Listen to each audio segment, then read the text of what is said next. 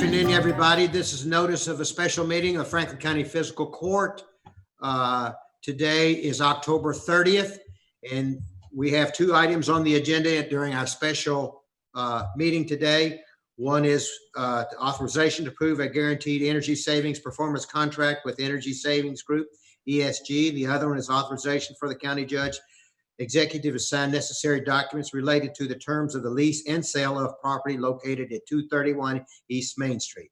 Being a special meeting, these are the only items that can be discussed during this time.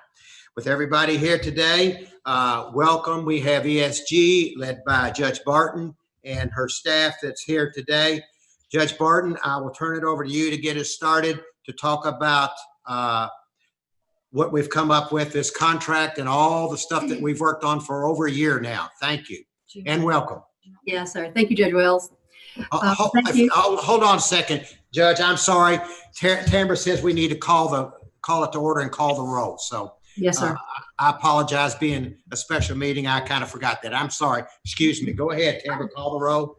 Squire Sebastian. Here. Squire Blackburn.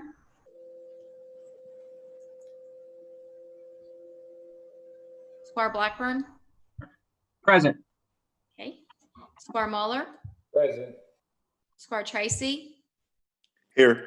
Squire Booth. Present. Squire Moore. Here. Judge Wells. Here. Okay. I'm sorry.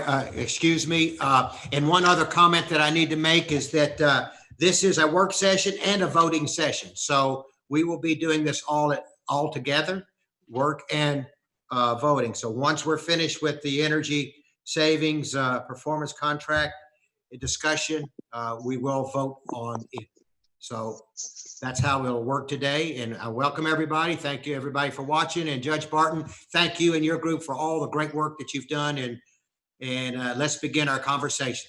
All right. Thank you, Judge Wells. Mr. Sparks, Judge Labonta, members of the court, we appreciate the opportunity to allow ESG to bring you this guaranteed energy savings contract. It's certainly an honor to be in front of you once again and be part of this ESG team who's going to present the proposed energy savings project for consideration of your approval today. I want to first start by thanking the members of the committee, sometimes as large as 24, including ESG elected appointed officials, Greg Copley with UK as a valued advisor, and also consulting with Kentucky Department of Corrections. And we appreciate the time invested by Robert Hewitt and I'll forget somebody, Jeremy Colston, Wes Culbertson, and the late hours behind the scenes by the Deputy Judge Tambra Herod. Today's presentation is going to cover many of the items contained within your court packet. And with me today, I have Ryan Baker. He's our project developer, also Rory Siegert. And he's our performance engineer for this project, and Ryan Miner will be your project manager.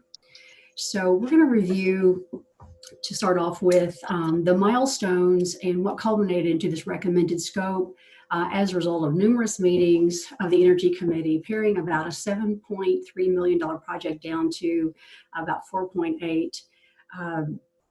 Ryan is going to present the final matrix and walk you through the comprehensive scope and looking at those 10 specific facilities that we've narrowed this down to. And then we're going to cover the measurement and verification details and how we'll account for the savings for the project, discuss the financial aspect and the cash flow. So I'm going to jump right in. I only have a few slides, then I'll turn it over to the really meat and potatoes of the project. You'll see in front of you, it just outlines the RFP when it was issued, the selection. If you recall, way back in January 2020, which seemed like 5 years ago, maybe, we engaged into a project development agreement with ESG, and you can see the 4 items that we've outlined there, and we have checked the box on those. You do have the jail feasibility study that reviewed upgrade, expanding, or building a new facility. Due to the COVID-19, the project development was somewhat slow during the second and third quarter of this year, out of really no one's fault. Just wanted you to kind of know the reason for the long development cycle. We did end up presenting the jail feasibility study in July 2020, and I hope you had a chance to look at that. I think it's very valuable information. We did that in partnership with GRW, but most importantly with the folks at the jail as much as we could on a limited basis. But I think it's a very good roadmap for the future in what can be done at the jail. we're hoping within that, we pulled out a lot of those heavy capital items, including some significant energy savings items, but you're going to hear about the roof replacement, the EFS, what happened there, the building envelope, exterior doors, backup generator. And I want to give a special thank you to the folks on the committee because Squire Tracy, Squire Blackburn, I mean, we spent a lot of time walking around that jail, looking at facilities, and I spent a lot of time at the park as well. So thank you all for the extra time and attention you gave to that. Just to sort of give you the magnitude, we vetted about 27 facilities, and that includes things like Hancock Pavilion and some of the barns, covering almost 200,000 square feet.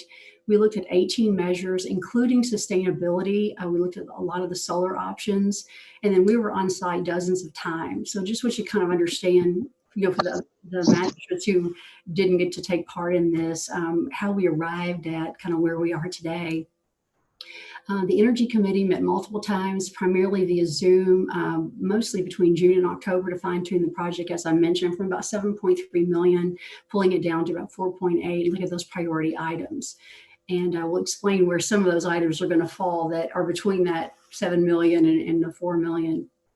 But we arrived at I want to call it a preferred budget to produce a final scope at our last meeting on October 19th. So the next slide is just going to show you, most of you all have seen this at one time or another, but this was what we started with. This is the HVAC replacement table. This shows you those items that have reached their life expectancy or beyond their life expectancy. And this project is actually going to address most of these. However, we have figured out a way that we think, not figured out a way, Jeremy Colston, your talented maintenance director, is going to be able to handle some of these as well. And maybe in future budgets, you can put a few other items in there to help kind of get your facilities up to where they need to be to clean up some of that deferred maintenance. So the next slide just talks about the project highlights. I won't read these word for word. I'll let you look at these, but we were directed to look at the jail as being the primary focus. So most of it, the project is about 90% centered around the upgrades at the jail. Based on the feasibility study, we realized that it's really reached a critical time frame to perform these upgrades or replace that facility. We were given the directive, see what you can do to extend the life of that facility. We're not saying that it's in terrible shape, it's just infrastructure. It's been around since the 80s, a lot of wear and tear on a 24/7 operation, so it needed a lot of major capital items. But including things like the roof, the doors, some of those items that were considered critical need, we included those in the project. During this process, we had a few items that became inoperable, and luck of the draw here, we're right at a perfect time to be able to throw those into the project and make that work. The next slide, I want to talk about the utility bill findings. We were able to and I have to give credit to Rory. He spent a tremendous amount of time evaluating your utility bills, looking at meters, not just the ones that were in the scope, but as a comprehensive approach to Franklin County. We looked at, or he did, he looked at all of the utility bills. And I'd like to, at the conclusion of this meeting or early next week, I'd like to work with Robert, Susan Lawrenson, and Kim Cox. These are low to no cost savings items. Then that should save you about $4,000 a year. I think the actual number was $3,935 in savings just from issues surrounding utility bills. And this is something that we'd like to get a jump on. There are about 13 items there. It'll take a little bit of time to get some of them cleaned up, but these are very important, I think, to Franklin County. We have not included these as ongoing savings, but I wanted to make you aware that we've identified a variety of things that we think should be managed from the utility side. So that, again, that's one of the beauties of performance contracting, is identifying some of these items. So with that, I think I'm going to turn it over to Ryan, and he's going to jump in on the project scope and detail that for you.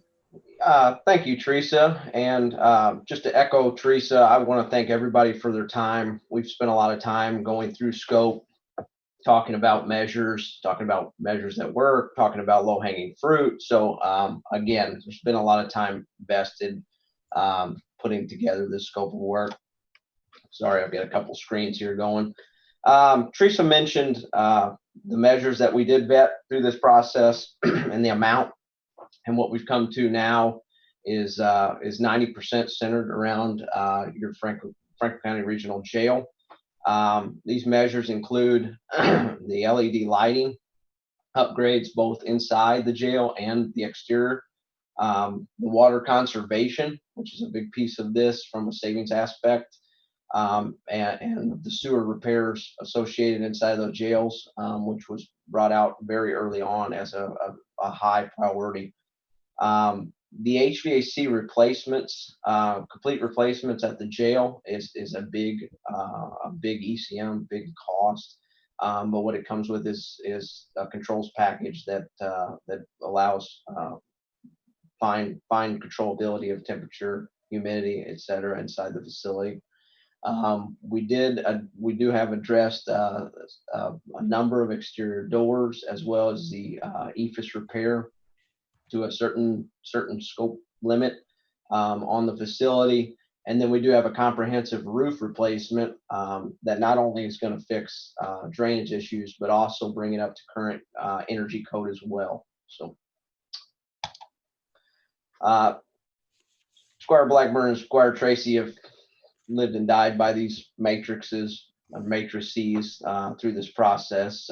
So, you know, again, this has been large enough to fit on 11 by 17, small enough, you know, as we've vetted these scopes. So just want to walk through it. You know, the regional jail, as I mentioned, interior and exterior LED replacement, that's comprehensive. That's every light bulb inside the facility. That's every fixture outside the facility that's not owned by the plant board. That there's lighting controls in several of the offices. So when folks leave, they automatically turn off. I mentioned the water conservation, which is a big upgrade, not only to fix some ongoing operation and maintenance issues, but also to reduce water consumption and lower sewer costs. The major HVAC upgrades, 7 air handlers and 1 makeup air handler. It's a very comprehensive approach.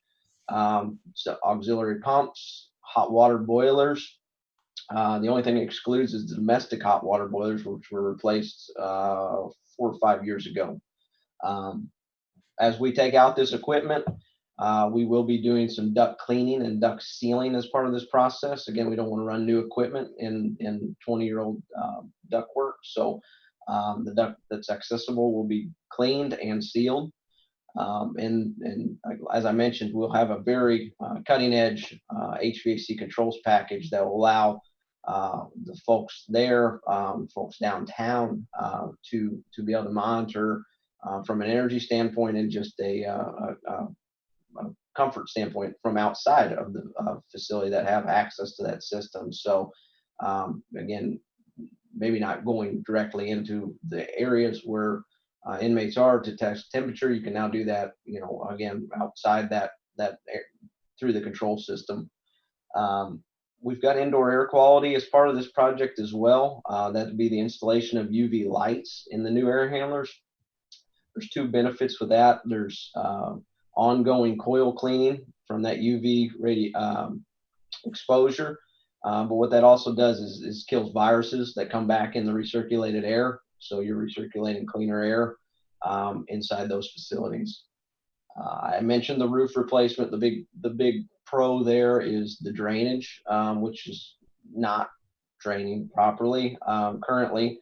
Standing water frequently, and leaks that are needing to be patched. And so we'll get the tapered insulation for drainage, but we're also going to get an R25 value out of that roof to increase the energy value of the facility. Sewer piping repair and replace, as I mentioned, that was very early on outlined that was a major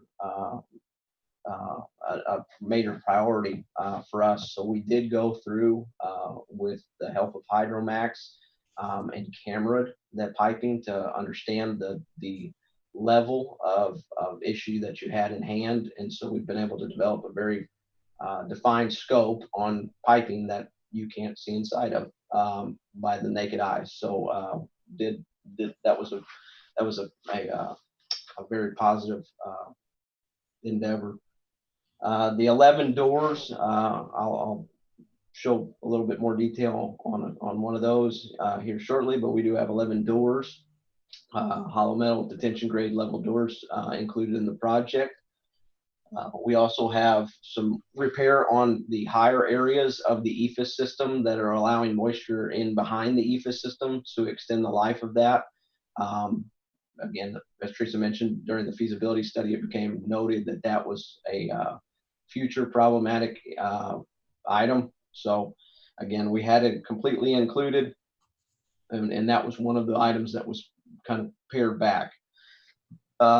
We are going to include ozone laundry system, which is going to reduce your water consumption on the laundry system that runs very frequently inside the jail facility. It also cuts back on your detergent needs to some extent as well. So there's some good savings there with that ECM. And then the backup generator. Currently, the generator at the facility is inside the mechanical room, and it's got limited backup on what circuits it backs up, and then the emergency lighting. What we're going to do is upsize that unit, place it outside the facility, and back up the main jail building, the honors dorm, and then we're also going to add a unit to back up the food storage building that's not currently backed up. So again, that's really the scope at on the main facility. As you'll see below, JW and Squire Blackburn and Squire Tracy are, I've used this term a lot, the low-hanging fruit. We're going to take the low-hanging fruit, the lighting at the other support buildings. But we've also got at the honors dorm the replacement of the package units that are there as well, that are starting to require quite a few maintenance service calls on those as well. Just a couple pictures. Some of you will remember these from some of our earlier presentations. Again, the roof, as I mentioned, the drainage is an issue. Holding water, as water sits there, it finds its way underneath roofing. So that's become an issue. The sewer items, again, we're going to address those. There's two pictures there. A lot of the piping in the kitchen is going to be addressed as part of this project. The exterior doors, there's a note there, and a kind of a zoomed in picture on the EFIS of how that water's getting behind that insulation system. And then again, as I mentioned, both interior and exterior lighting will be upgraded to LED. This slide is really based around the mechanical upgrades. That the first picture on the top left is one of the 7 air handlers that'll be replaced. Again, ductwork cleaned, the installation of UV lighting inside of that for indoor air quality improvements. Currently, your domestic hot water boilers are new, but they do have some issues with their venting. We're going to take care of that as part of this project as well. There's some issues with the draft on the water heaters, causing those barometric dampers to stick open, and again, causing some issues. What I'm most excited about this project is the replacement of the pneumatic controls. The pneumatic controls are powered by compressed air. They leak. Just about every pneumatic system leaks. That's kind of a common statement. But again, you don't have the controllability currently. It's a very human interface that you have right now. Again, adjusting temperatures and humidity levels and such. You're doing that via trial and error with the limited controllability that you currently have. So hats off to Mr. Culbertson and his team for keeping it as good as it is. I see, again, the level of control that he'll have afterwards will be put him into the 21st century. So very excited about that. Very excited about the ongoing maintenance. Again, having all the documents stored into a computer system, as built, access to all the O&M information at his fingertips. again, just help him do his job there. So bottom's got bottom picture on the left is the two heating hot water boilers. Again, they're just at the end of their useful life. We're going to do high efficiency boilers in place of those boilers. Change out all the auxiliary equipment, such as the chill water and hot water pumps with VFDs, so we can throttle that, do a balance on the system. So those pumps are currently running, 100%. So that way, whenever the demand is less than 100%, those pumps and motors can throttle back.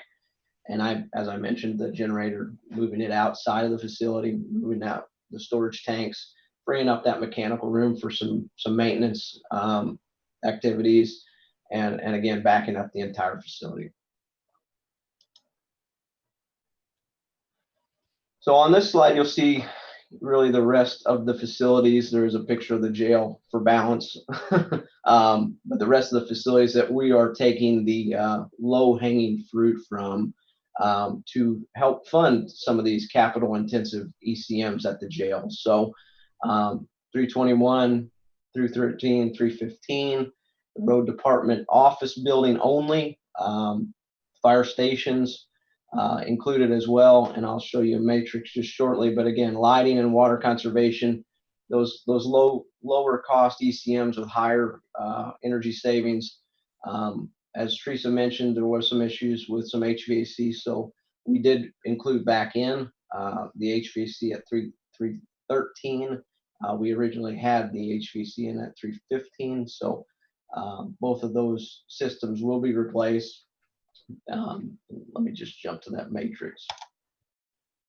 Again, same matrix. It's just a breakdown for the other facilities.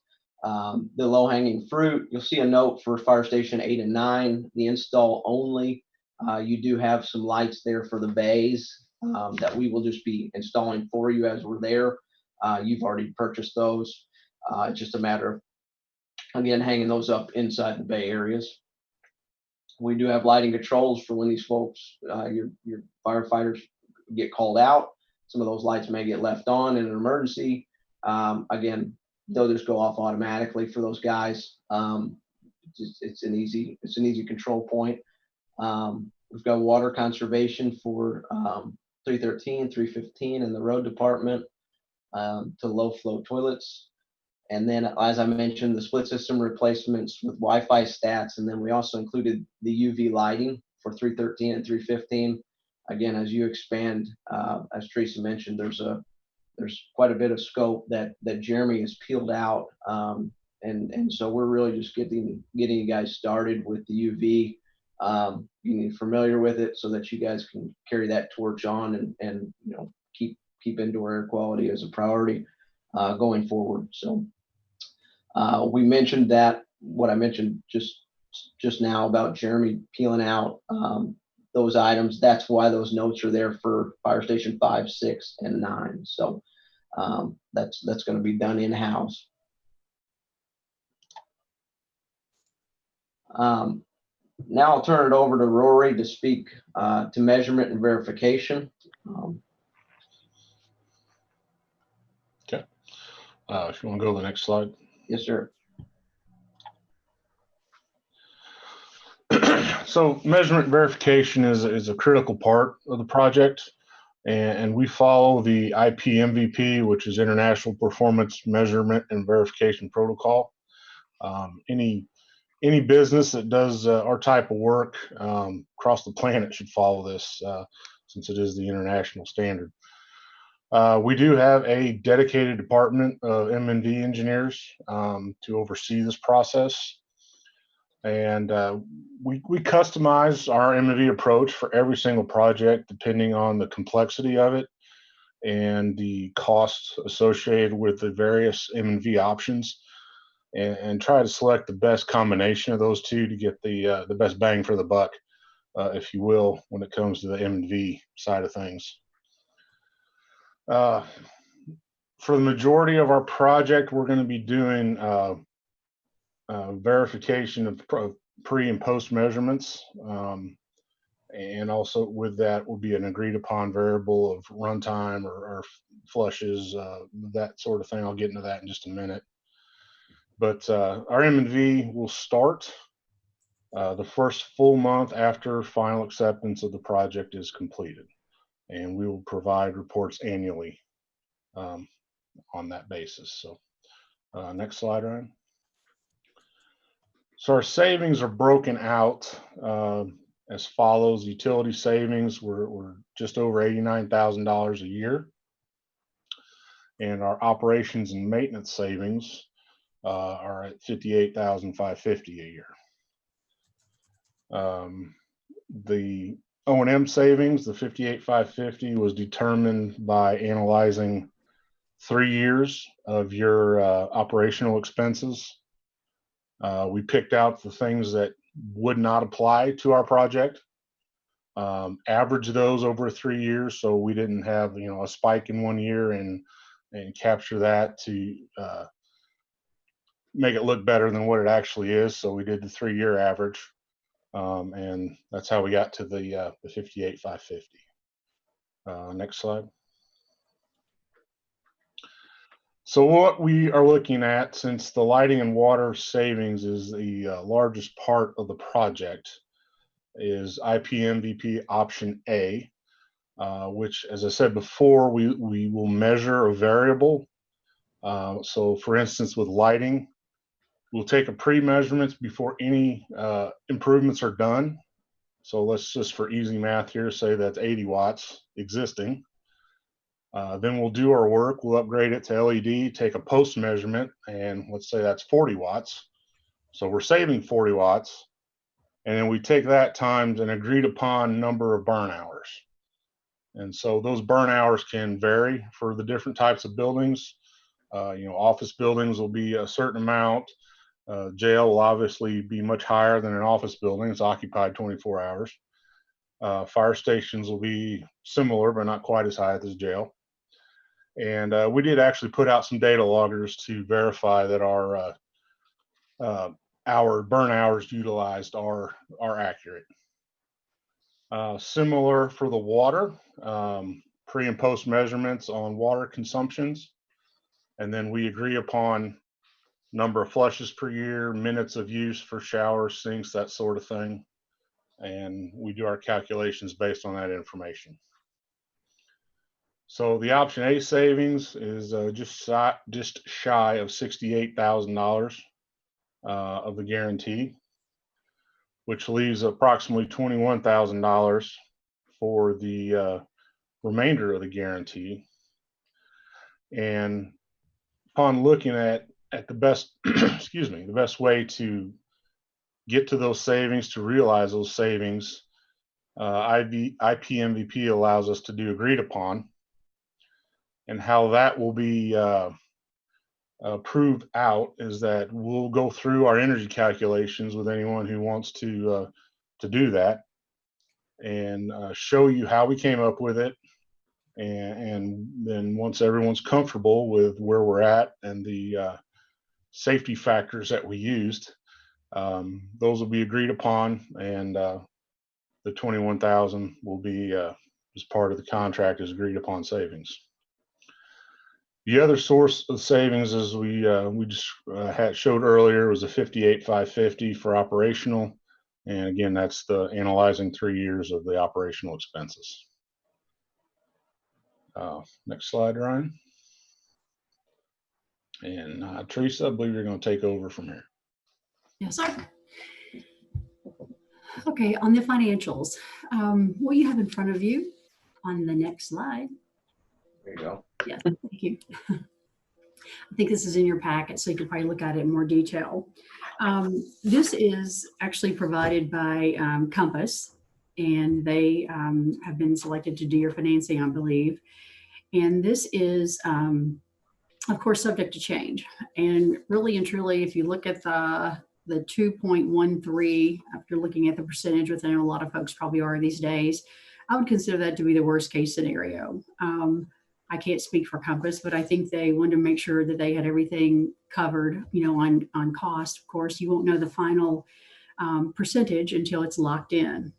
But what we're looking at here is an 18-year term and a total project cost of $4,865 or $865,049. Let me get it out of here quickly. Um, let me just kind of walk through the energy savings column is escalated by 3%. We think that's still pretty conservative on our escalation. We think you'll probably exceed the savings. The operational savings, what we have there is after year 4, it will start to de-escalate. We just think ESG is probably, one of the firms that really looks at a realistic approach to maintenance and operation savings, that even though you will have much less the first few years, over time you will have to replace a few things. So we don't want to capture the entire savings. So it will start to de-escalate. The capital contribution is still, it says 172,000. That's still somewhat unsure for the simple fact that you don't have the actual interest rate. Currently I know the state, the projects that we were involved in and speaking with our partners there, they're financing right at 2 or below.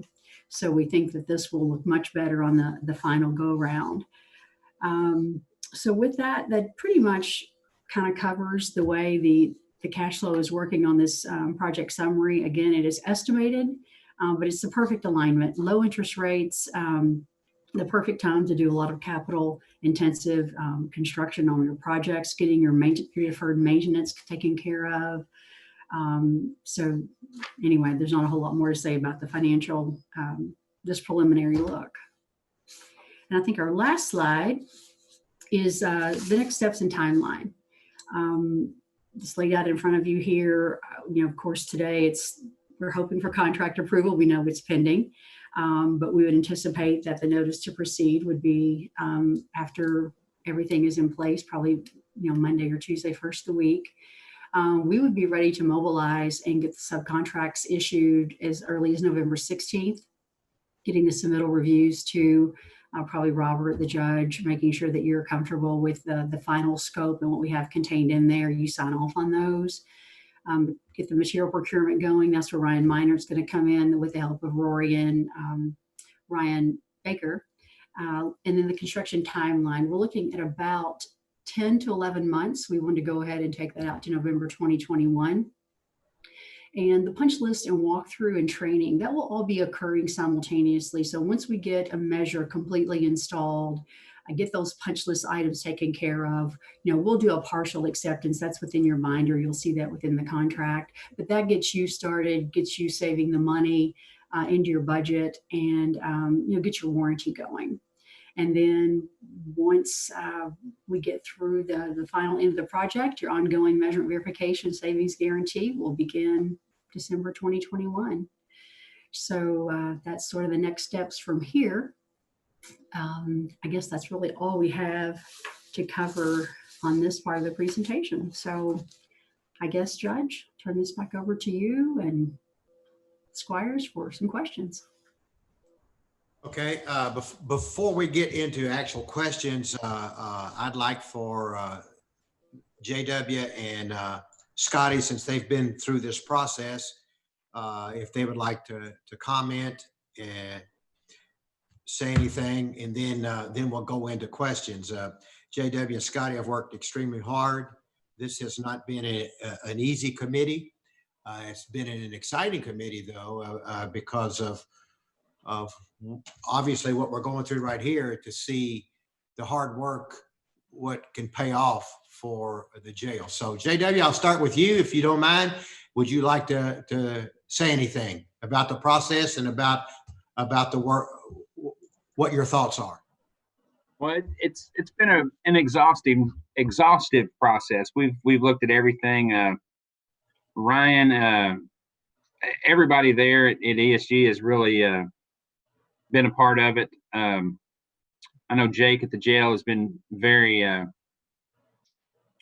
accessible and working with getting us able to come in there and see things on our own schedules. We've covered a lot of bases, and I think the biggest point I think to make is our jail. making sure we're putting energy savings into a building that needs the repair and maintenance, but also making it viable to be used for years to come. So there's a lot more in there, and I know there's a lot to this meeting. I know the other magistrates have a lot of questions, so I won't speak too much more and let Scotty and the judge speak. Squire Tracy? Thank you, Judge. Thank you, Squire Blackburn. I'd also like to thank Teresa and the ESG, the staff, for all their hard work. Teresa, just a quick question. I know I've asked this question multiple times. Mhm. I'm going to go ahead and ask it again, Sure. just so everyone understands. The scope of the proposed project, it meets all standards and requirements of an energy savings project, correct? Yes, sir, it does. I know we've talked a lot about specifically some of those capital items, some of the items that are considered life safety. They're all covered in KRS 45A. I want to say it's section 9. If you look down through section 9, I might have it in front of me. Yes, it would be 9B4. So yes, sir, it does. It is all eligible. It is all considered to be part of an energy savings performance contract. So it can all be included. Thank you.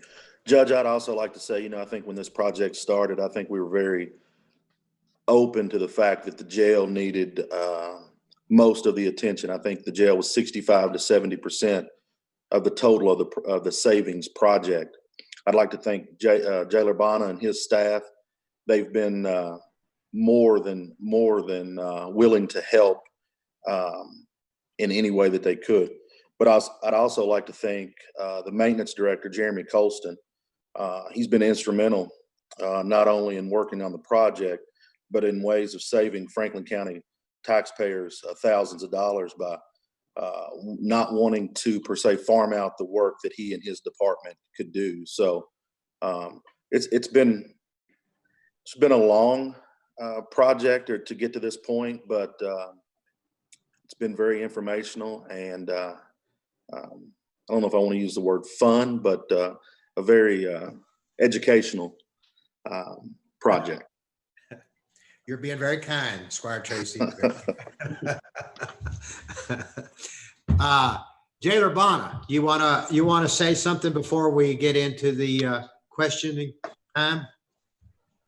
Thank you, sir. I know it's Friday afternoon. I'll keep it really quick. I concur with the magistrates that's been on the board. I appreciate everybody.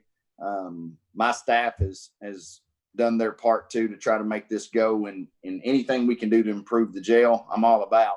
And I'll leave the finances up to you all. But I appreciate you all even taking the time to try to improve our county jail for our staff and our inmates.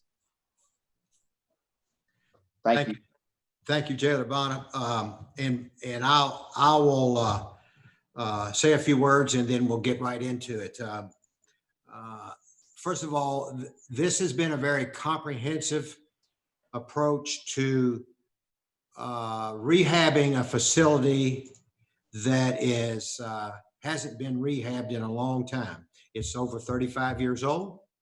It is structurally, it is a very sound building, but internally after 35 years, there's a lot of work that needs to be done, a lot. And you can see that. As we went through this whole process, we looked at every building that Franklin County Fiscal Court owns, and from the road department to the parks to the jail. And then the top price was about $7.3 million. And so we looked and the Squires did their best to narrow the scope down to mostly the jail, not all of the jail, but to mostly the jail, and then to other big ticket items that help reduce the energy that help us with the energy savings and cut the cost to the best we could. We're at 4.86 million, and that's a pretty good deal for all of the work that needs to be done at the jail.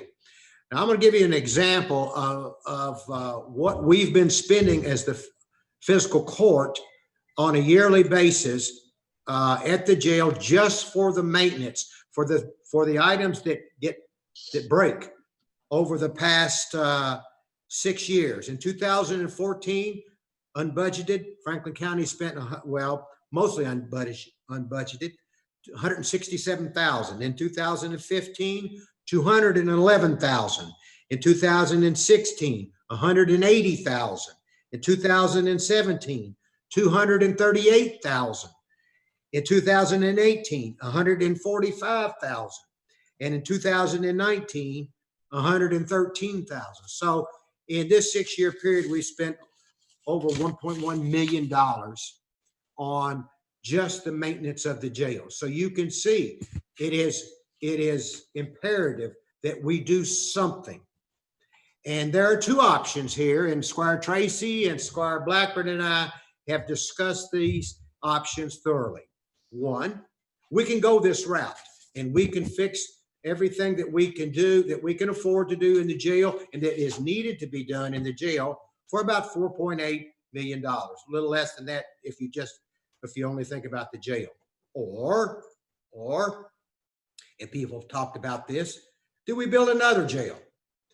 And another jail on the lowest end, we're going to be looking at about $40 million. So this is a good way to continue the use of a very sound structure and keep it in our system for at least 10 to 20 years for $4.8 million. So this is in my mind, and I believe it's in Squire Tracy's and it's Squire Blackburn's mind, that this is a very sound way to go to rehab this facility and keep it going for many more years. That's where we are with this. And with that, I open the floor for discussion. The first hand I see is Squire Moore. Yeah, the boilers you showed replacing, those aren't the ones we just replaced, are they? No, sir. Those are the heating hot water boilers. The two boilers that we're going to leave alone are the two boilers that you just replaced. Those are on the domestic hot water side. And the big generator, what's the kilowattage of that generator? It's a 300 kW generator, which will back up the main building and the honor storm building. And I think you all indicated to me it'd be about $65,000 more if you went with a natural gas generator. Any explanation why that's so much more? What Caterpillar provided to me was that it's just a different ignition system. It's a little less robust than a diesel engine. There's a few more, I don't want to use the word, but bells and whistles for burning natural gas. That was purely an equipment increase that really didn't have anything to do with running the gas line. You know, it's a little bit bigger footprint on a concrete pad. That difference was purely in the prices, and we saw that across all manufacturers that provided quotes: Generac, Caterpillar, and Kohler. Yes, sir. Thank you. Okay, thank you. That's all I have right at the moment. Good questions. Next, Squire Booth. Unmute. Push your button.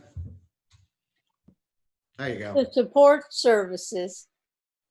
I don't understand exactly what that means, the support services. Could you explain that to me? Judge Barton. Sure. The support services are the measurement verification. That's the ongoing accountability for the project. That is where each year we evaluate the savings to make sure that we're meeting the savings that we have put in the contract. And of course, you know, if we don't meet those savings, ESG is responsible by law to pay the difference. So that is the cost associated with producing that annual evaluation.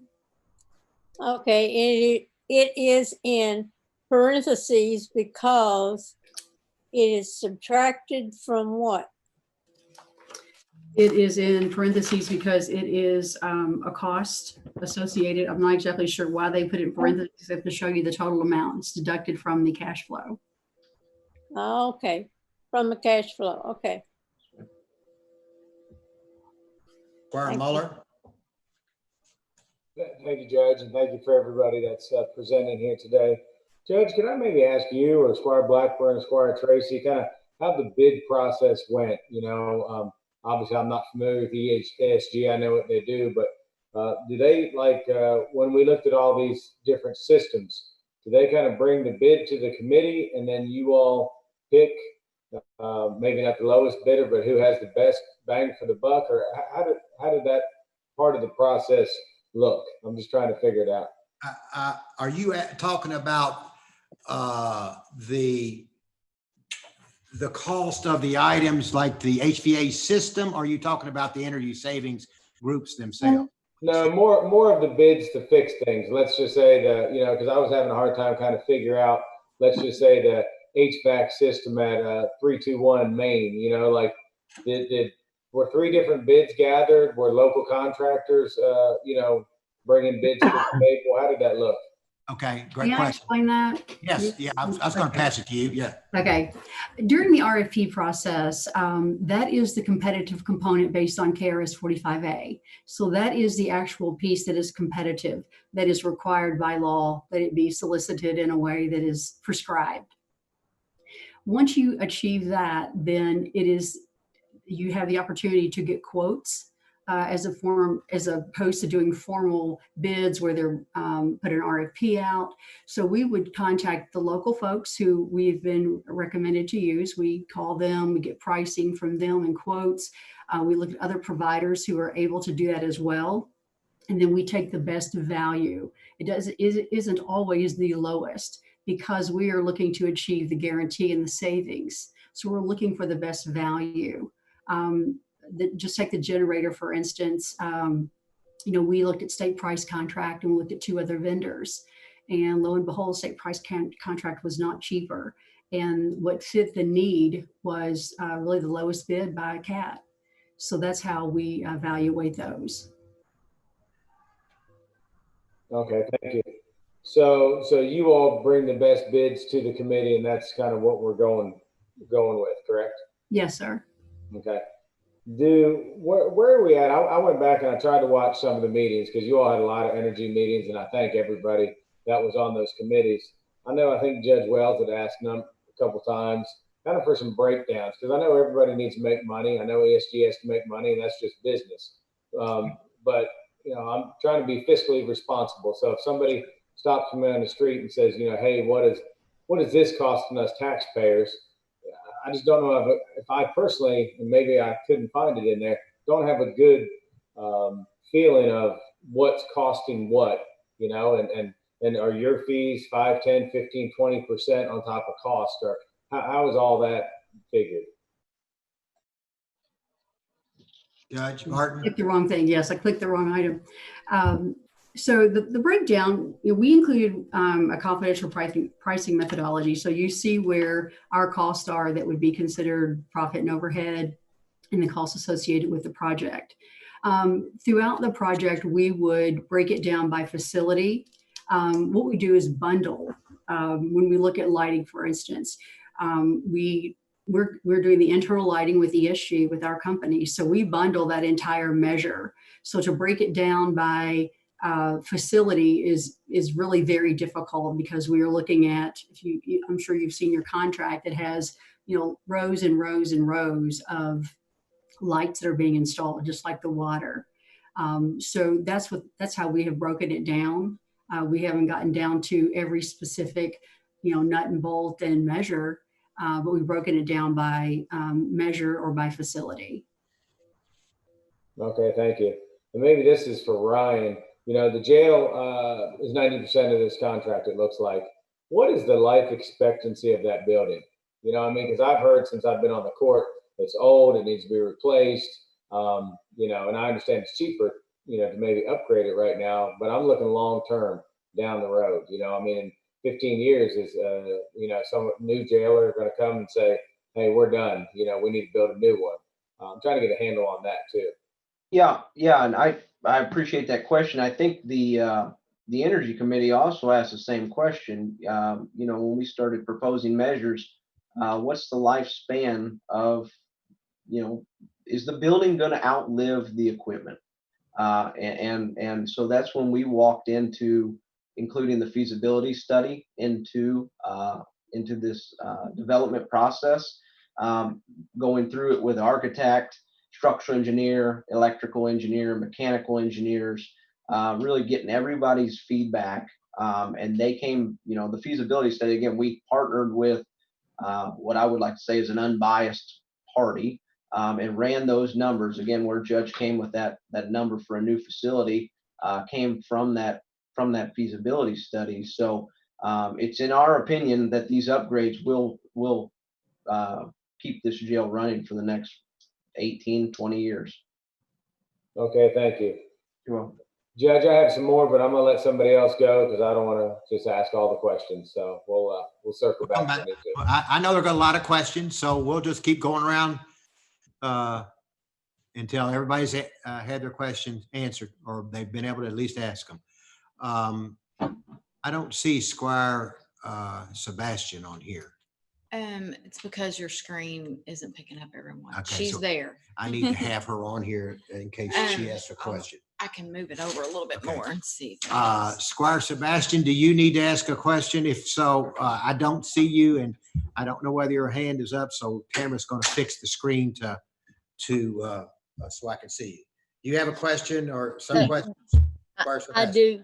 I do, Judge. Why don't they But get rid of I that see and put us all Squire back up there? Blackburn It's just maybe had it's his just hand up before I had mine up. I'm sorry, Squire Blackburn had his hand up. I Squire, think so. I'm sorry, Squire Blackburn. Okay, you're muted, Squire. Tamara just walked by and I had said something to her about if we just pull back, I think Ryan's got the screen covered, and get everybody up there like we usually do in the middle of the meeting, since we're not really looking at anything on that screen. Yeah, absolutely. Not those people. Oh, that's a good picture. Ryan's family. They're Are cute. they all That's a yours? better looking group. Wow. They are all mine, all 7. Yeah. My goodness. Well, Ryan, if you want to feel any better, you're only about a third of the Squire Moore's family inside. We're this is the end of the Baker clan. So, Squire Blackburn, did you have any other questions? Not right now. All right, let's go to Squire Sebastian. All right. Thank you, Judge, and thank everybody who participated in the process. So I guess my first I will lead off with, is there a way we've seen a presentation today on the screen, a PowerPoint that we've not had the benefit of having in our packet. We had quite a bit of material to go through, but I think maybe some of that would more succinctly be available to us through the PowerPoint that you've put together, if there is a way to share that with members of the court either today or at some point. I would like a copy of that, please.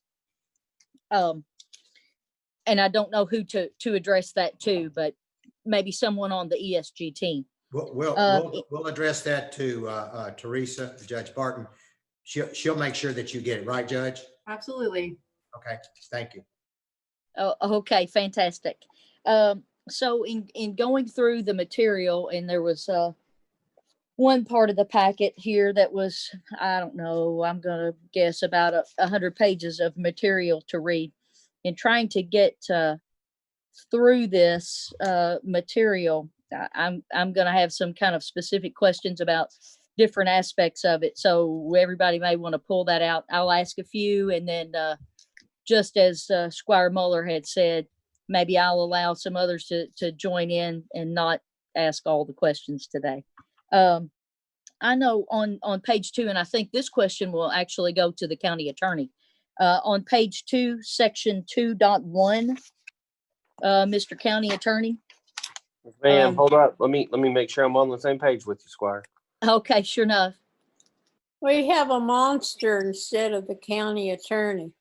That was, well, yeah, somebody said that here. That's my little reminder for everybody to wear their mask. Please wear masks. Well, I don't have a good mask as you do.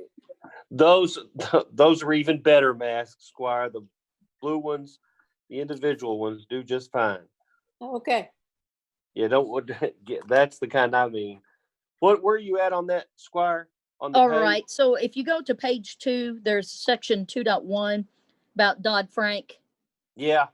And if you'll look to the next to last sentence of that section where it says, the owner, which is the county, acknowledges that as a commercial entity, ESG is influenced by its own interests, which will not always be the same as the owners.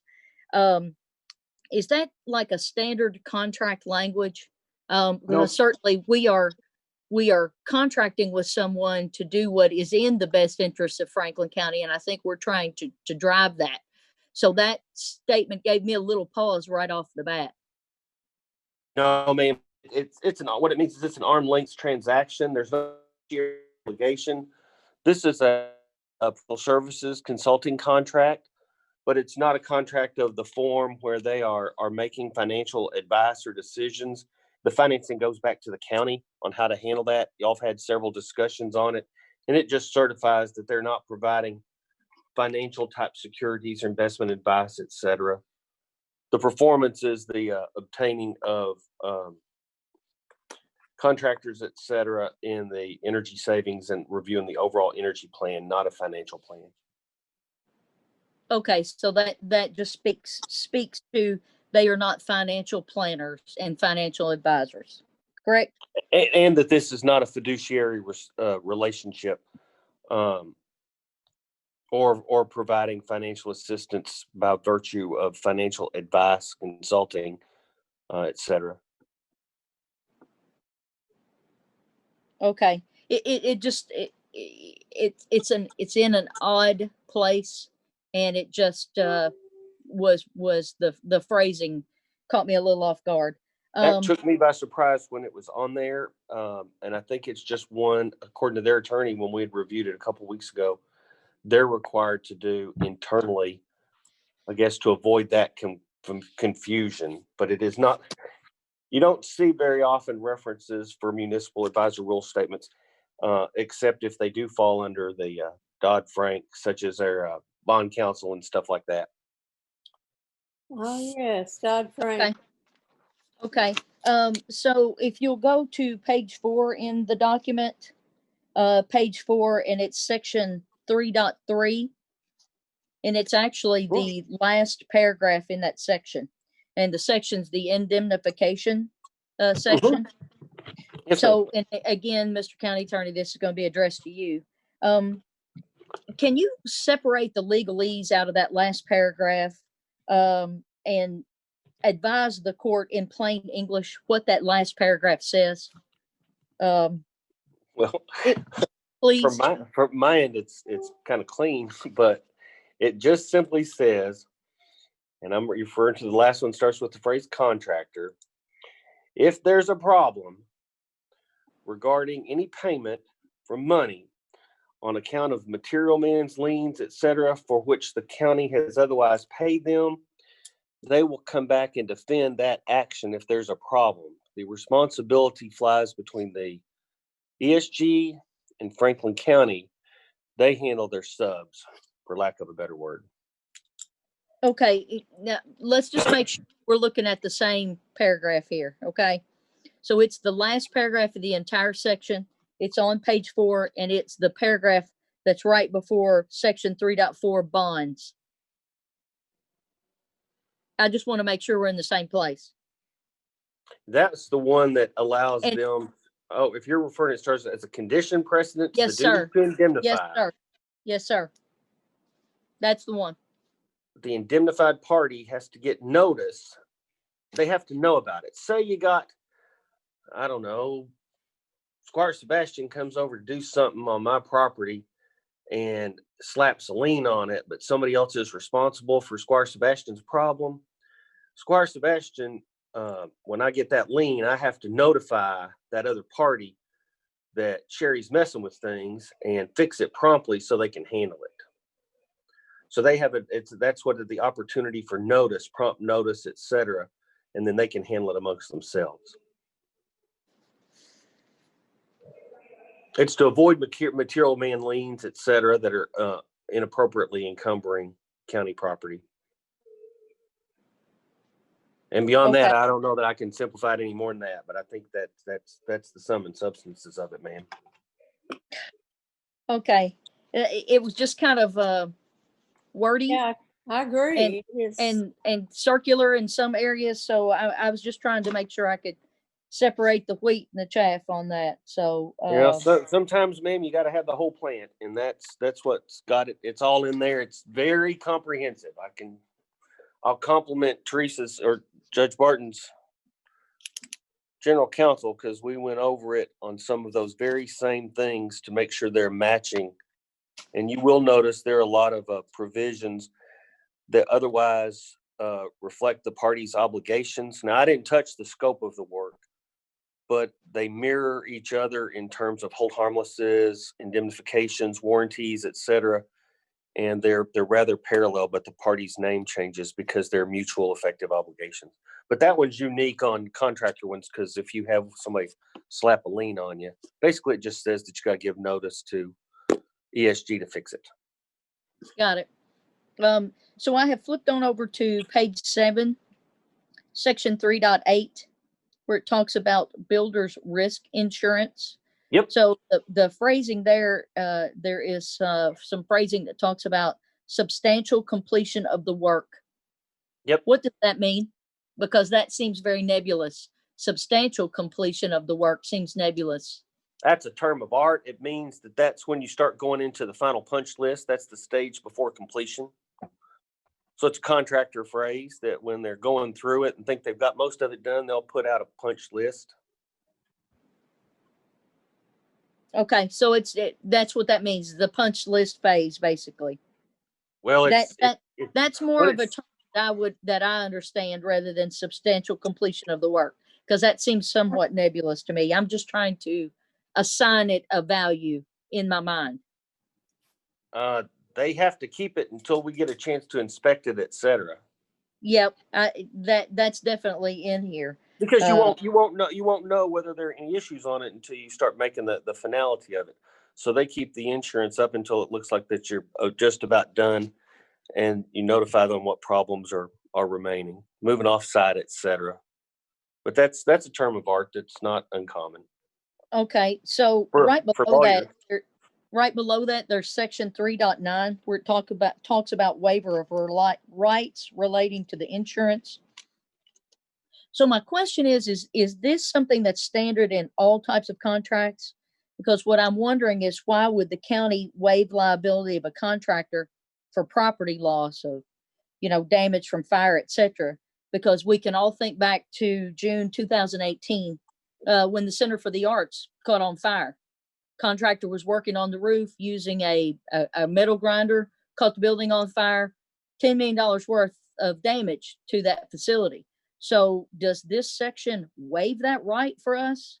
I just trying to make sure I understand. That's why you've got the insurance provision. It says individual issues are to be addressed by way of the insurance, not seek as to individuals. Owner and contractor, each way as to each employee, agents, or contractors, those employee, agents, or contractors waive for damage to the property by reason of fire or other casualty, which is required to be insured. So if you got insurance, you go after the insurance company, not after the individual who dropped the lighter or not the company, not the contracting company.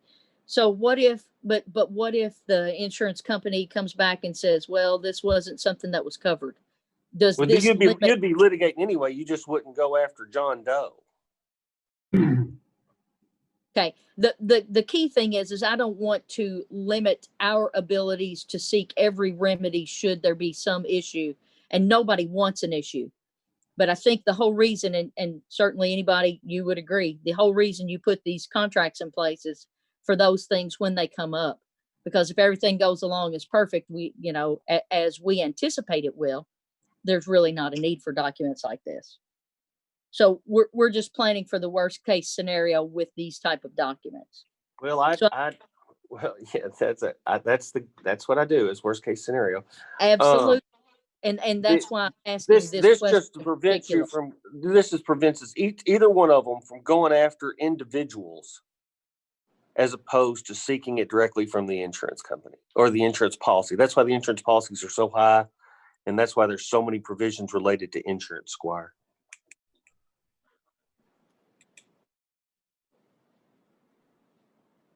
And I'm it's just only limited to the section which is required to be insured regardless of cause. Okay. So when I flip, and I'm still on page 7, that number 4 section, title and risk of loss. Mhm. So does this risk of loss, does it transfer to the county upon substantial completion? I think we've covered that term. You said that was a term of art. Upon substantial completion of the work, why would the county agree once we get the punch list? Because the project's still not finished. Would we accept it at that point? Because that's the way I'm reading it. No, this is for equipment and materials. That would refer to the process where, for All right. example, they get in the HVAC system and they put it on the building, but it might not be attached. It might not be inspected or whatever they have to do. That becomes the county's property. So risk of loss passes to the county because it's been installed. Although it might not be operational. And then there's some warranties as to the nature of the equipment, et cetera. And all those warranties also transfer to the county. Owner is the phrase that's used here. Okay. But it also has to be, accepted, et cetera. It's not just, they don't just start it, put it on the ceiling and walk away. All right. So I think I'm going to switch away from you, Mr. County Attorney, and throw this out to the ESG, the contract project team. Thank you, man. Well, did I answer all of your questions, Squire? So far, I Touche. Thank you. I have a whole lot more, as I'm sure everybody else does. Good luck, folks. I'll be listening. This may be a good time for me to step back, Judge, and see if anybody else has any questions about certain things. Just again, I think as Squire Muller had said, to kind of just share the ability to ask questions with everybody before I begin on this next series. Okay, Squire Tracy's got his hand up. He was first. Thank you, Judge. Ryan, quick question. You touched on the fire department and lights that are currently on site. Are they figured into the savings part of this project? Or is that just a labor projection for ESG? You're correct. That's just a labor projection. The savings are not included in our overall savings calculations. So that would be excess on top of what we've shown in the guarantee. Okay. Judge Wells, I guess this will be a question for you. Is that something that with Jeremy doing so much in-house, is that something that Jeremy would feel comfortable doing in-house? I guess that would be a question for Jeremy. So Jeremy, are we talking about the lights at the fire station? Yeah, they're already on site. So apparently we've already purchased those lights. So I guess to save ESG time on another project, would it be easier just for Jeremy to do that project since it's already there? There's no purchasing. There's no, that's not part of the project or the savings part of the project. Would it just be easier for Jeremy to handle that part? So I guess it's a good time to bring Jeremy on and talk about several different things. And so Squires, you all know that we've kind of deferred some things from ESG to Jeremy. And so Jeremy, are you on the line? Yes, sir. Okay, so you know that we have some lights, and I think at one time you were working towards getting changing the lights at the fire department and now we've kind of added the heaters as well, the heating units for the heating and cooling units in some of the situations. What are your thoughts about getting a scope of work and a time frame on that type of work? As far as the lights, I mean, we're gonna have to have a rent lift. Sorry about my dogs.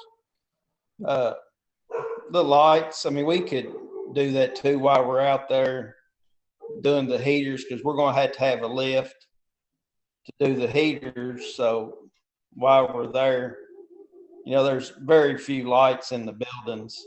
So I mean, I'm sure we could do that too. Okay, so you're comfortable doing both of those virtually at the same time then, right? Yeah, it's just going to lengthen the time that we're going to be there, you know, but I mean, it's just time. Okay. Squire Tracy, do you have another question on that? Not per se on the fire department and stuff, but, and then I guess my next question would be for Ryan as well. Obviously, again, both maintenance directors, the jail and the county maintenance director, have been instrumental in this.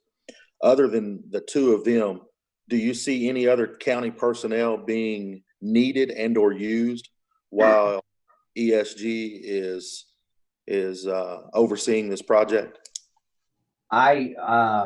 With the way the weight of this project is shifted to the jail, I do not.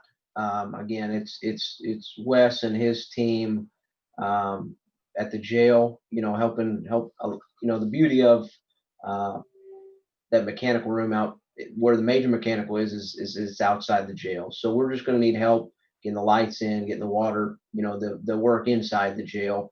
And then again, on the downtown HVAC, getting Jeremy, you know, again, getting access, that should go very quickly. And as far as that scope of work, but again, I think, yes, to answer your question, you know, Mr. Colston, Mr. Culbertson would be instrumental in just those two folks. Brian, we also might need some assistance from the IT department to get the remote access to the DDC system up and running. Yep. A limited amount of you know, support with Mr. Tippett getting, you know, maybe a static IP at the jail for the HVAC system. That's a good point, Rory.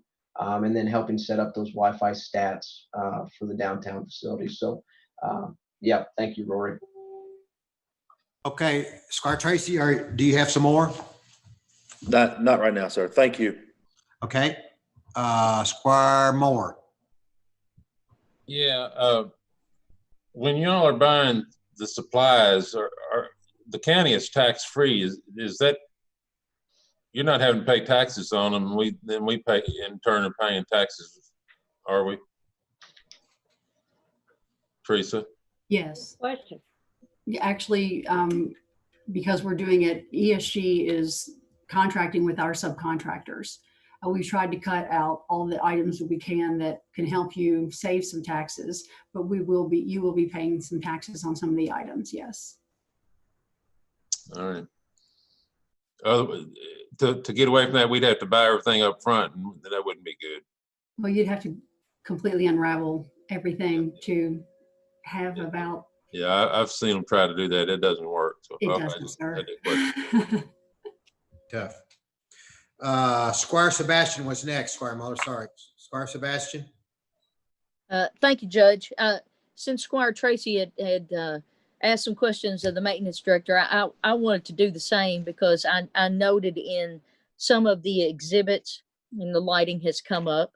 You know, we're very fortunate to have a maintenance director who has a number of certifications and the talent, skill, and ability to do quite a bit of this work. Unfortunately, the volume of time is not on his side because he can't spread himself so thin where he can be everywhere at once. So in regard to the lighting, I'll start there. Mr. Colston, is there any project on the list with the lighting that you have the capacity and have the ability to complete in a timely manner? Now, I'm going to say with lighting, maybe that's within the first 3-4 months, you know, as we're going forward, because, you know, none of us know what's on your plate at this point, and I'm sure things get put on there every day. So, in the essence of fairness, I'm just trying to see what it is. While you've probably got the capacity to do a lot of things, I don't know if the time is there. So I'm really trying to gauge some of those things. So So Squire starting with the Sebastian, if you lighting. don't mind, I'm going to help Jeremy with that, because Jeremy and I've had that discussion, and I think once we get all the scope of the work, everything in line and what is bought, then we're going to work out a time frame for him. In 1 month he'll have this part done. 1 month the next month he'll have the next part. So I don't think it's fair to ask him at this point in time, but trust me, it has been talked about, discussed about when the timing is right, that we will come up with a work plan and with a end goal in mind of having it all done. Judge? But Jeremy, if you want to talk about any more of that for her, that's fine. Well, as far as lights and things, we have to be careful, because if I change them out, we're not going to get the energy savings.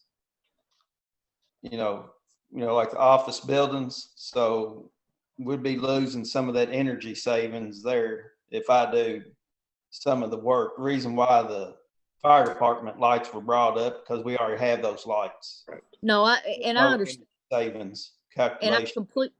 I completely understand that, but I guess where I'm ultimately going with this is, are there some elements of this that do not need to be part of this project because you have the capacity and the ability to do that? For example, with the, water conservation upgrades, there may be some things that are in that you may be able to accomplish and achieve. The air handling systems on the rooftops. There might be some things with those. I'm just trying to get at more hands getting to this, and your hands are very knowledgeable about these facilities. So you already have a list of things, but you already also know some other projects that you've probably had in mind that you wanted to address. And now that the spotlight is on a lot of those projects, maybe it is time, or maybe you've had the ability to think about what rises to the level that you can accomplish based on what you have on your schedule, so that we can move forward. So I'm just trying to get at that kind of thing, about the things that are in this exhibit A. There are good things about committees, and then there are some things that where committees aren't strong. But all of those questions, Squire Sebastian, have been asked and discussed with Jeremy by Squire Tracy, by Squire Blackburn, by the committee over and over again, on what he can, what he can't do, what he felt comfortable doing, what he didn't feel comfortable doing. And so those are all within internal committee type of questions and answers. But Jeremy, I'll give you you go ahead and answer any way you want, but we have gone through that process. And I appreciate your question, but believe you me, this has been gone over several times. So can I ask one in particular that kind of jumped out, where Absolutely. on A15, which is Exhibit A, page 15, I guess, 6.2.1 talked about installing a concrete pad for the new generator at the jail. So is that something that I guess the jail staff and or Jeremy or other staff across the county weren't able to get to, based on what you're saying, Judge? That's not one in particular that we talked about. That was one that came with the generator itself. Normally John Mitchell does that. And Yep. so Ryan, I'll defer back to you on that. That was not one that I can recall that we discussed with any type of detail on that. You remember, Ryan? No, I do not think we discussed that in ultimate detail. No, we just provided a turnkey solution. As we move that out, we put in the pad, obviously, to set that 300 kW generator that's got it's a decent sized pad for the weight and it's a 24-hour diesel tank underneath that generator as well. So it's a something we could look at. It's I wouldn't say it's a major piece of that generator scope of work. So Well, is it in the contract or not? yes, ma'am, it's in the contract now for us to pour that pad underneath the generator. Okay. Squire Sebastian, you have any more in particular questions on that towards? Yeah, Judge, I do. I have quite a few questions, but I know Squire Muller was trying to get in, so I will. These questions that I had to ask the maintenance director or some of the other staff about particular items that they could complete. I think you've been very clear in saying that the contract you've worked, I guess the committee has discussed it with the staff, and the committee must have determined that it was better for the vendor to go ahead and take on these pieces of the work to include them as part of the project. May I chime in real quick? Sure. I mean, Squire Sebastian, I really appreciate the questions because you obviously have spent a lot of time looking at the detail, which we're grateful for. But a lot of the things that we vetted through this committee were looked at as a comprehensive project. We pulled out, as I said, earlier, we went from 7.3 million down to 4.8. So the things that are bundled together, they're usually for a reason. The lighting, we have an internal lighting team. They're very prompt, they're very fast, they're very good, they're extremely knowledgeable. They're electrical engineers, as a matter of fact. I know one on staff who is. So we want to make sure that anything that's installed is installed not only to our standard, but also so we can reap the savings guarantee and pass that along to Franklin County Fiscal Court. When you start peeling apart a lot of these items, then we're installing a generator where we're going to wait on the road department to meet the specifications. And then it's not exactly what we need in order to install something. In no disrespect to anyone, because they have stepped up, and poor Jeremy, he keeps raising his hand or someone raises it for him to do so much of this work. So we have peeled out a lot of those items that would be best done by the county. Of course, we identified them. We priced them, we cost them out. The committee evaluated, is it really worth doing or not? And that's kind of how we've arrived at this scope. So if that puts it in perspective, I hope that explains it a little bit. And Squire Blackburn or Tracy, if you want to elaborate on our discussions, unfortunately, as the judge said, you weren't privy to a lot of these committee conversations, but we got into great detail with each and every item that was vetted. So if that helps any. Thank you. Squire Muller, I'll cede some time to you. I think you said your judge said you were next, and then I'll swing back around and ask some other questions. Thank you. Squire Muller. All right, thank you, Judge. So after listening to Mr. Ryan Baker and I guess Squire Tracy and Squire Sebastian, does that mean in the contract itself we need to change the project information and put Jeremy's contact info there, either he or Wes Culbertson, since the project's going to fall under those two? Just asking.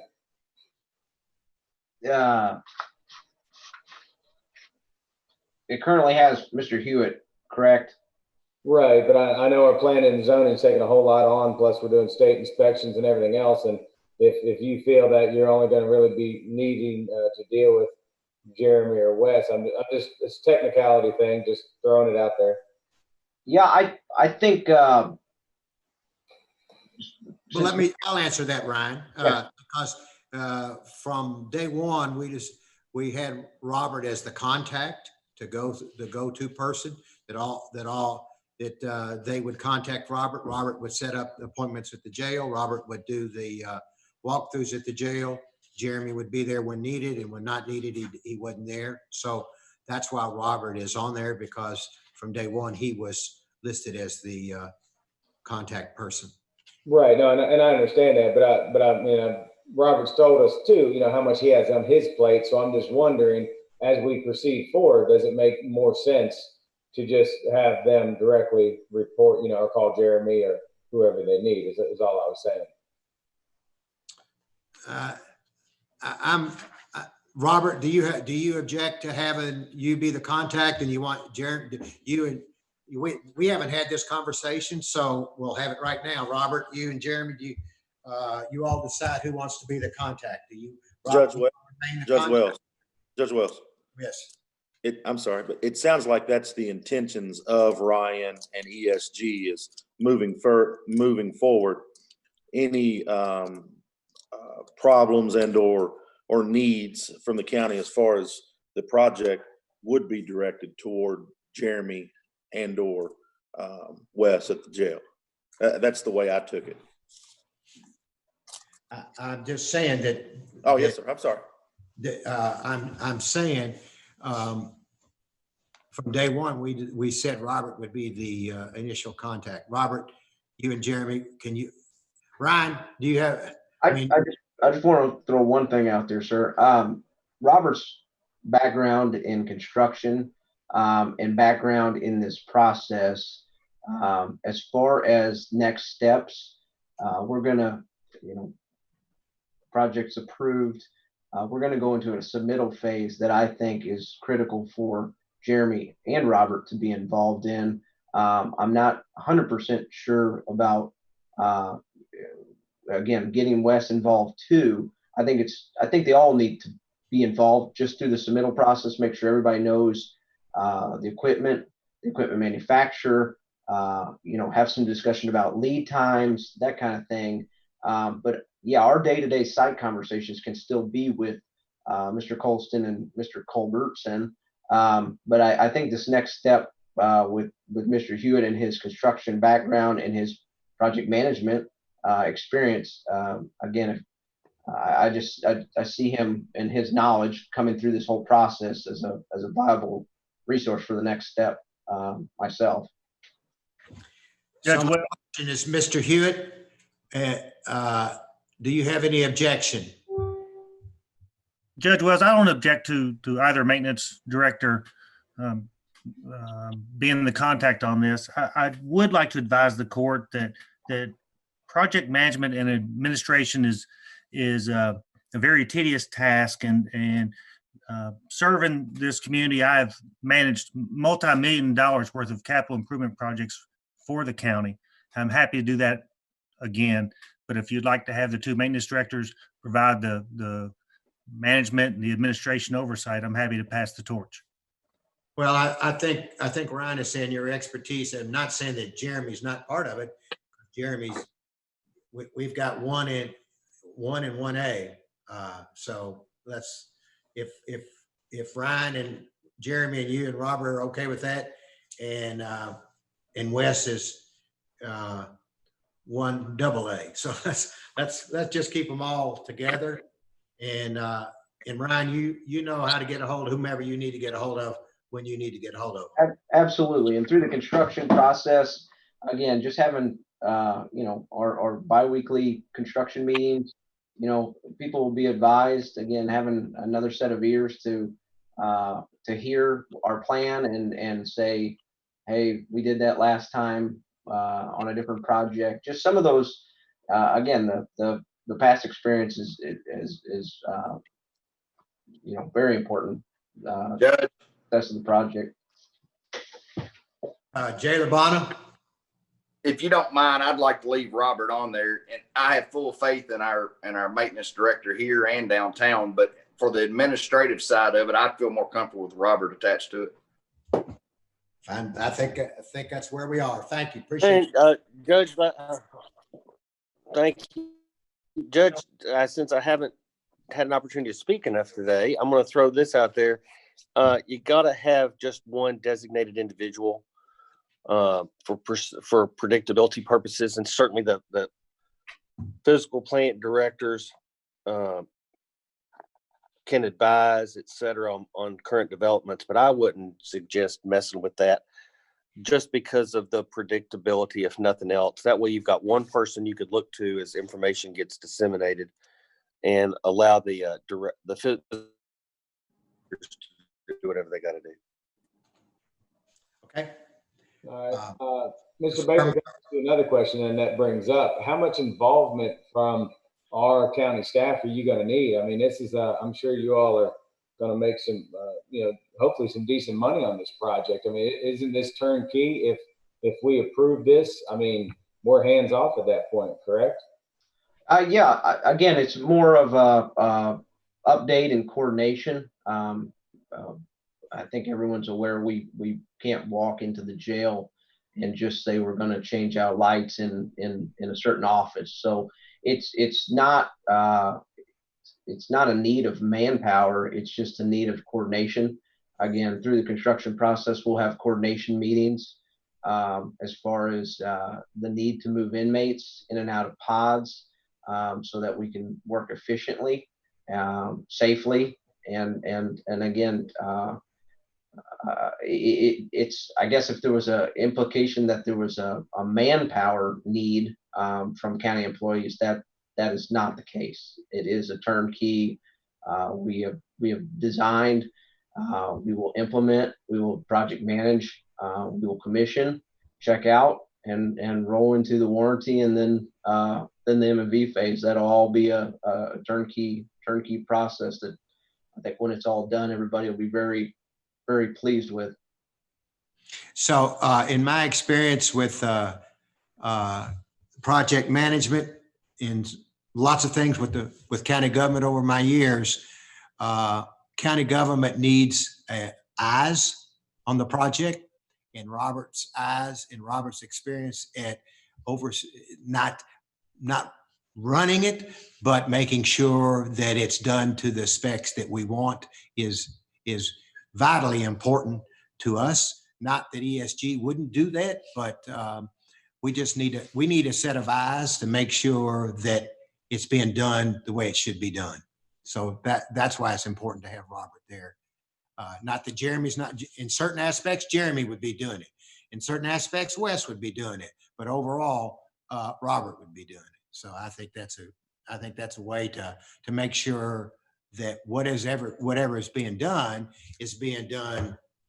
properly in the way it should be. No offense, ESG, but that's just our side, protection on our side. Absolutely. Is Susan on the line? Yes. Susan Lawrenson.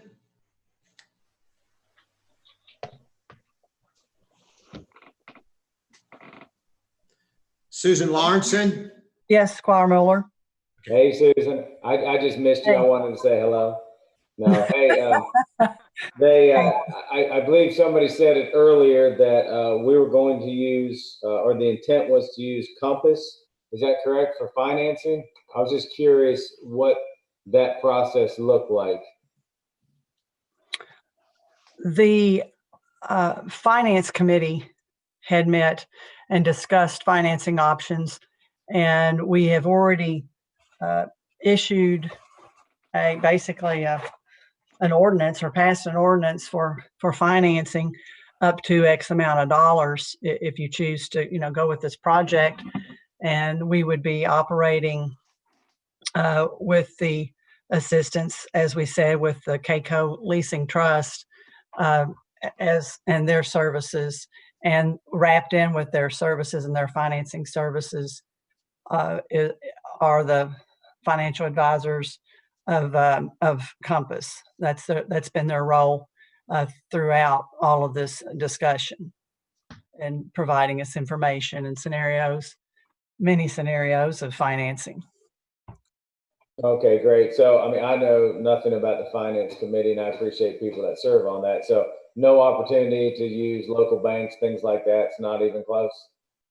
No, and I am no bond expert, but the market right now is very, very, it leans towards issuing bonds, and bank rates just aren't competitive, especially for the kind of terms that we're talking about, and the lengths of terms that we're talking about. And also dealing with government agencies and government entities is a lot different than dealing with a business or a manufacturer. We have a lot of different, where we're tax exempt, there are different opportunities for us, and certainly different regulations that we have to abide by, as well as, the process that we've already gone through with our public hearing for issuing debt. So that's why we're on this route. Okay, thank you very much. That's all I have for now, Judge. Thank you. Well, if I may, Judge, since I'm already on, I did not hear or see specifically in the contract the retainage provision. Will the retainage provision be covered in the mutually agreed upon form of application and percentage at that time, or is that something, a percentage that should be stated in the contract? Thank you. I'll yield to Judge Barton on that one. We only have the retainage in here. I thought that we had 10%, but I'm not seeing the language right now. I can check with our folks, but there's usually a 10% retainage. That would be the preference for a public project, yes. The only 10% I see is on interest if we don't pay. Yeah, our, let me do a quick search. I was gonna say, you usually have a schedule in here. Let me double check and make sure, because I've read, you know how you review it so many times, you miss something. Judge Wells, I think that would probably fall in the construction documents, the Yeah. AIA forms. And that, Robert, you're exactly right. That's how, again, on an AIA pay application, that's exactly where you'll find that. Okay. Yeah, certainly that's where it's found, but it doesn't necessarily state the percentage. It can be negotiable. So that's what I thought maybe the contract would go ahead and spell that out. Let me add that to the language. I can talk with legal counsel if we decide to move forward subject to the 10% retainage or whatever, you know, we arrive at the end of the day. 10% is the normal percentage in it. Are you okay with that? Are you comfortable with that, Susan? Yes, I think that's appropriate for a public project. Yes. Okay. Do you have anything else, Susan? No, sir. I'm sorry. Do you have another question, Susan? No. Okay. No, I do not. Squire Sebastian?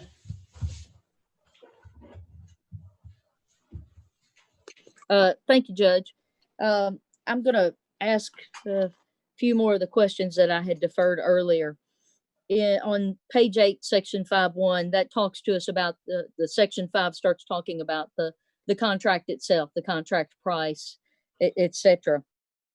Can someone from the ESG team talk to us about what is the guaranteed, I guess, period of return for the county's investment of this $4.8+ million? Is that over the life of the 18 years, which I found in Exhibit B? Is that over the life of the payments? Will we see the benefits of that prior to that? Will we see it in a longer term?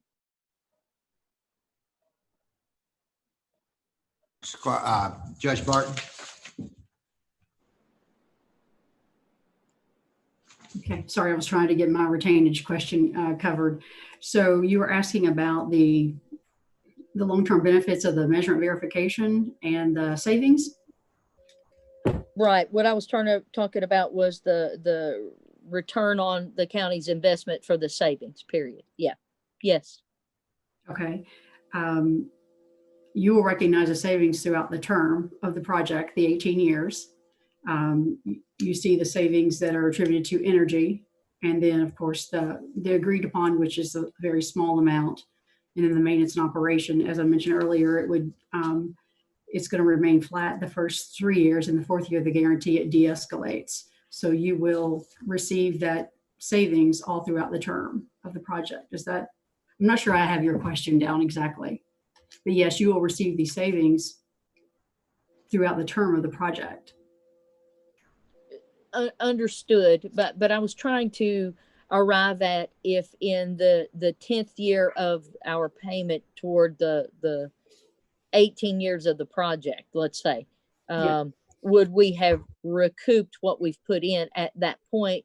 Potentially, could we be ahead of that? Could we, I mean, you know, nobody knows exactly what energy rates are going to be 10 years from now, but just based on the metrics that you have to Yes. have calculated this, at some point, someone had to factor those costs in.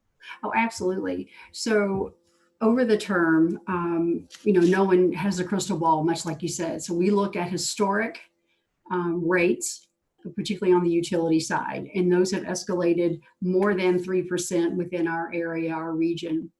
So we do have an escalation that we believe you're going to always achieve more than we have stated.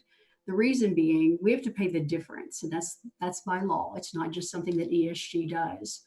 So we would anticipate that you will exceed the savings probably year over year, because we are very conservative. We would not want to ever overstate savings and miss that amount. So we would anticipate not only, much like the utility information that we shared with you earlier, there's $4,000 in the first year, which we could have, grabbed those savings and added those to what we have. You're going to receive those. It'll appear that it's one time, but it's really in perpetuity, that you will be able to reduce those savings and not have to pay that out. So yes, you should exceed. I think we have only missed a guarantee maybe once ever, and we've had to either find the problem, fix it, or pay the difference. So we are very conservative in our estimates, and our clients have almost always gone above and beyond the savings that were estimated. In looking at that same page, page 8, the 5.2.1, the application for payment, it talks about the county paying 25%, and I'm looking at the document here, 25% upfront, which is, a little north of $1.2 million in an initial payment. Mhm. And then it says we will make monthly installments. County's going to make monthly installments based on the contractor's progress. Mhm. And then it says the contractor shall not submit any additional invoices until such time as contractor has performed work with a cumulative value in excess of the initial payment. So just walk me through that so I can understand it in a very clean. So we pay 1.2 north of that initially. Every month we pay I guess that's like a draw. Is that like a monthly draw? Squire Moore, I think that's probably something you're familiar with, is a monthly draw. And then on top of that, the bills will accumulate until they reach more than 1.2 million, and then another payment's due. I just want to make sure I understand the 3 levels here that are mentioned. Let Ryan address that, because he's responsible for the pay apps and how we mobilize and where it goes from there. Yeah, so the 25%, again, as we've mentioned, we've been working for quite some time, developing project, developing scope. So what that does is recoup the development, and it also gets equipment ordered. It's a mobilization. So what we'll do is we may bill 25% in November. You may not get a pay application again until January. Once that equipment and once those bills come into us, we've got to hit that 1.2 before we bill again. And Mr. Hewitt's well aware this will be based on AIA progress payments. So we'll break down the ECMs, HVAC, lighting. As we get 50% on lighting, we'll bill 50%. But we will not bill 50% of lighting if it's up underneath that $1.2 million, 25% down payment. So I hope that was clear. So again, we'll move into progress payments once we get beyond the initial down payment. Which is 1.2 million. Is that right? Yes, ma'am. 25% of 4.8. Gotcha. Squire Moore. I understand you recouping the work you've done and all that, but we can't by law pay in advance for anything. It sounds to me like that's what we are doing. Explain to me how we are not paying in advance. Teresa, do you want to answer that? The 25% down payment is pretty standard, so I won't act like a lawyer today. Thanks, Squire Moore, because that's exactly where I was going with the question. Thank you. Well, the cost for development that we have, obviously, there's a lot of engineering and design that goes into that. We've had to pay some of our subcontractors for work on the feasibility study, for instance. We will be ordering equipment as soon as we get the go ahead, we will start ordering the equipment. So once we start that process, then we will request payment of mobilization. It may be December. We'll have to wait until we have confirmation that everything is on its way. That is pretty standard.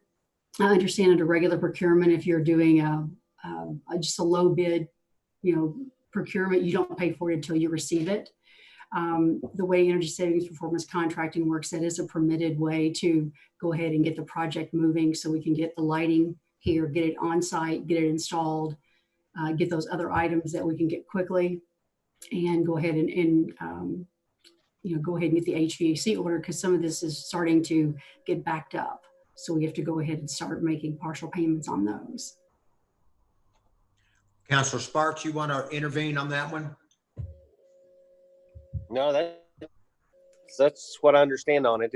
Professional services and stuff like that, it's not uncommon. And in fact, you have made payments in the past for deposits, etc. Professional services, retainers, that kind of thing. It's not like ordering a box of widgets, which you couldn't pay until you got them, or you can't pay staples, etc. But a project of this kind, much like you've done, or Ed Experience was, if you recall, the periodic draws, etc., on the judicial center.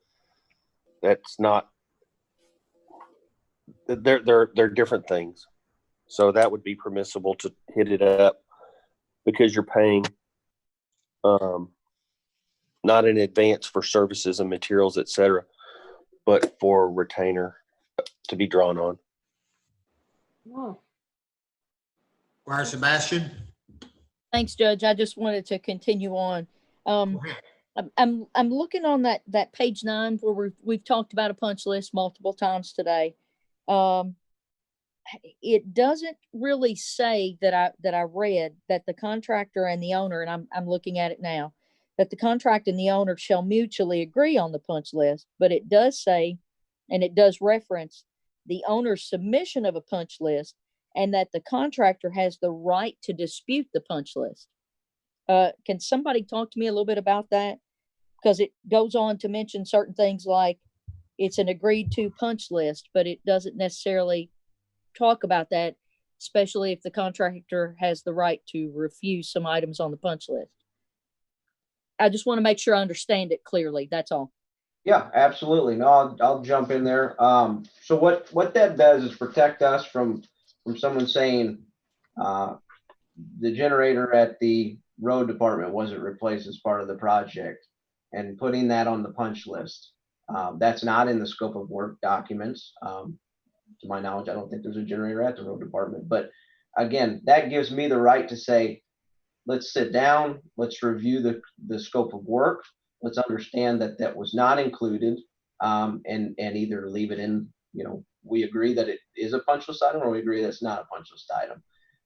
So I think that's really the only protection there. It's not a placeholder for Mr. Hewitt to say, hey guys, we need 3 or 4 more pipe stands on the roof for conduits, and I say, no, we're not going to do that. That's not what that placeholder is for.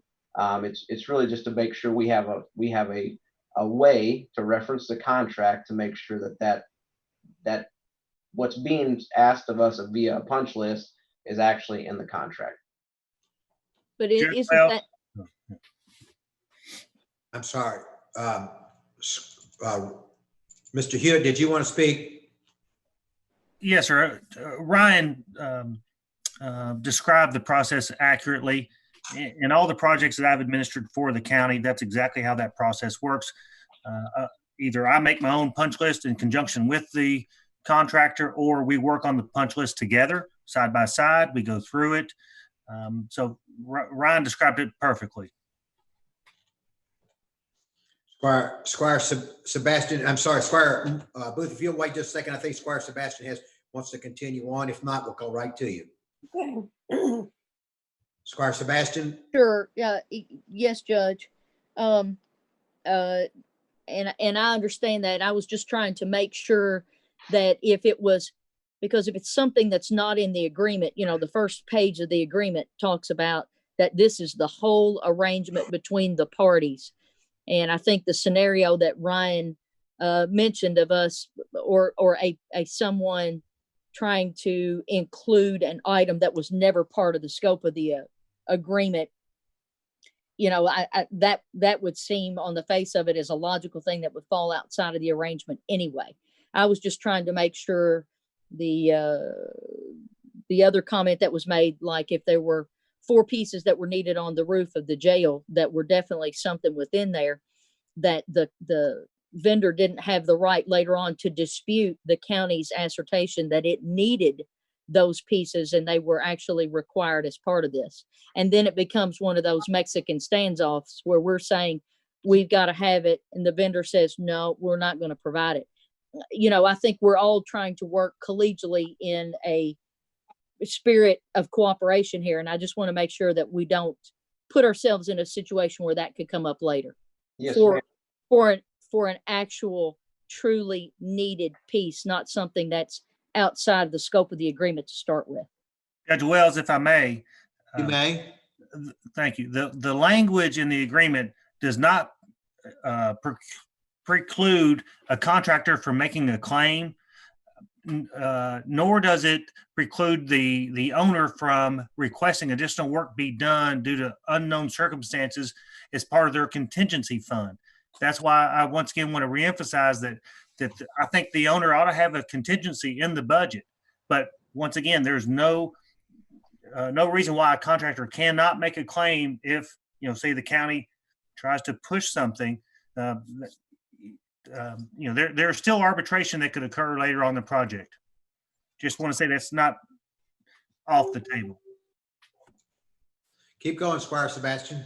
Oh, and that's non-binding arbitration. We negotiated that. That's not, I don't want any mistakes about that or confusion.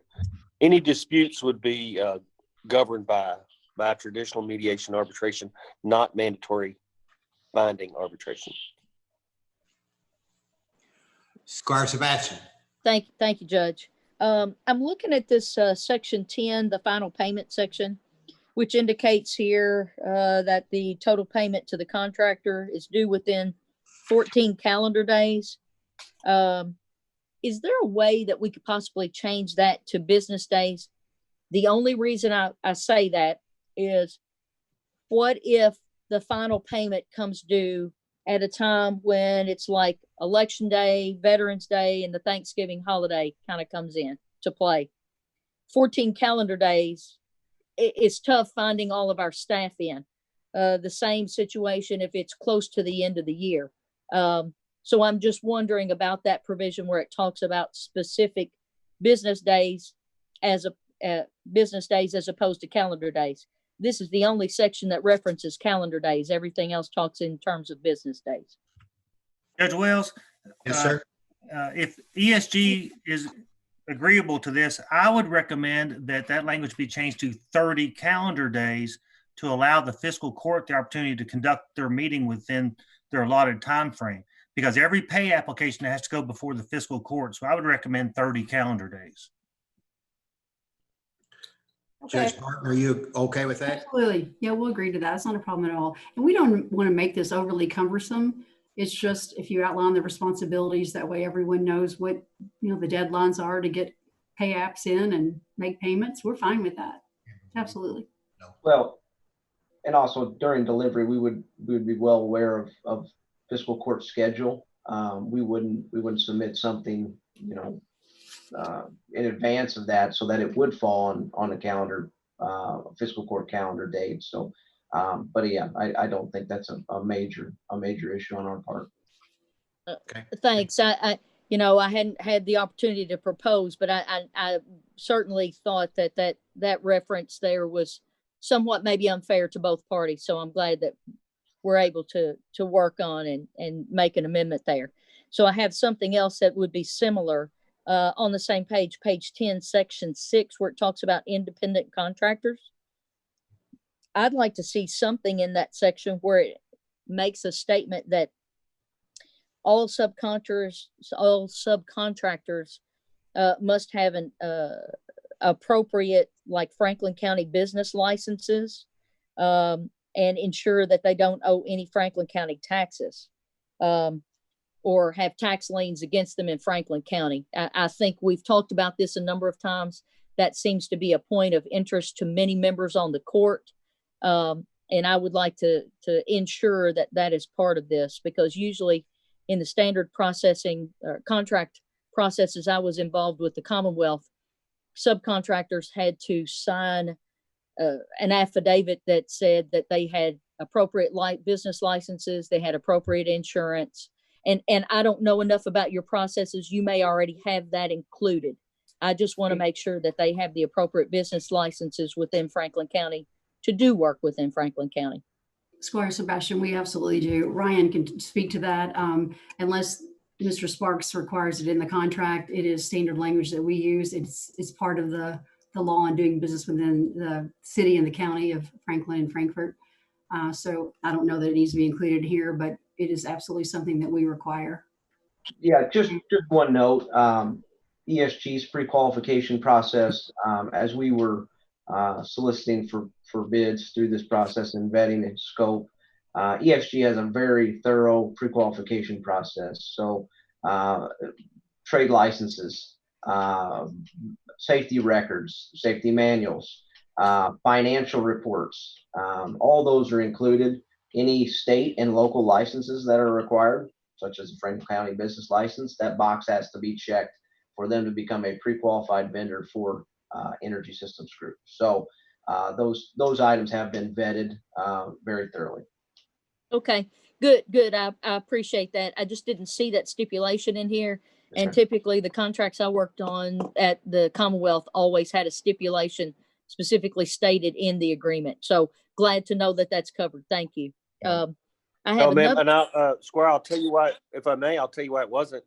It was viewed as additional administrative oversight and work on the county side to review those. They should already have been reviewed and presented. And one of the underlying conditions is that all contractors and individuals working under this agreement will be duly licensed, et cetera, under the Commonwealth of Kentucky. If you want to put that in, no issues. The issue was kicking it back and having to be secondarily vetted by additional county staff. Oh, okay. So you want to add that in there, that all contractors, et cetera, shall be in full compliance, licensed in the Commonwealth of Kentucky and the County of Franklin. That's no worries, but that's why it was not included in that. I think the main thing, Counselor, was I wanted to make sure the court seems to have covered that ground multiple times. It was not expressly stated in this agreement. This is a new contractor coming in to do business with us. So I wanted to make sure that they were very cognizant of the numerous discussions we've had on that and how important that is to members of the court, but also to Franklin County, to make sure that everybody who's doing work here is doing it on a fair, level playing ground. And I'll say that the members of the committee also said that and recommended that as well. We've had this conversation. Throw it in there, Judge, and throw it in there. It's no big deal. I just didn't want to put any work on administrators to have to deal with that, since it was already going to be vetted. Put it back on ESG to vet that and ensure compliance.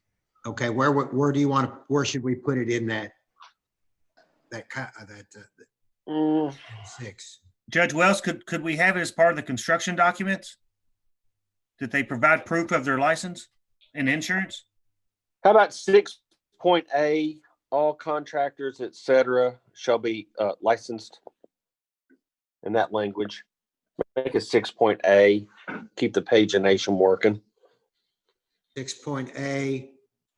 Give me the verbiage again, Rick, if you would. All subcontractors or persons employed by the contractor shall be licensed pursuant to Franklin County ordinance. I think that was Squire's issue, to just expressly state that. Yes. Okay. Thank you. I'm looking at the section or page 10, the termination section. Is there a way that we can add in the third line of 8.1, and it starts off owner's right to terminate, should contractor, et cetera, the third line, is there a way to add language to the satisfaction of the owner? I mean, I'm assuming we wouldn't sign it prior to and agree to any completion to the satisfaction of the owner. And Rick, Mr. Attorney, I'm talking about adding that in after contractor and contractor's failure to remedy the problem. And my suggestion is to add in after that to the owner's satisfaction within the time period. I don't know if that strengthens it on behalf of Franklin County, but normally I've seen that language multiple times in contracts I've worked on. So I'm only asking that from that standpoint. I'm reading, hang tight. You're talking about 8.1, page 10? Yes, sir.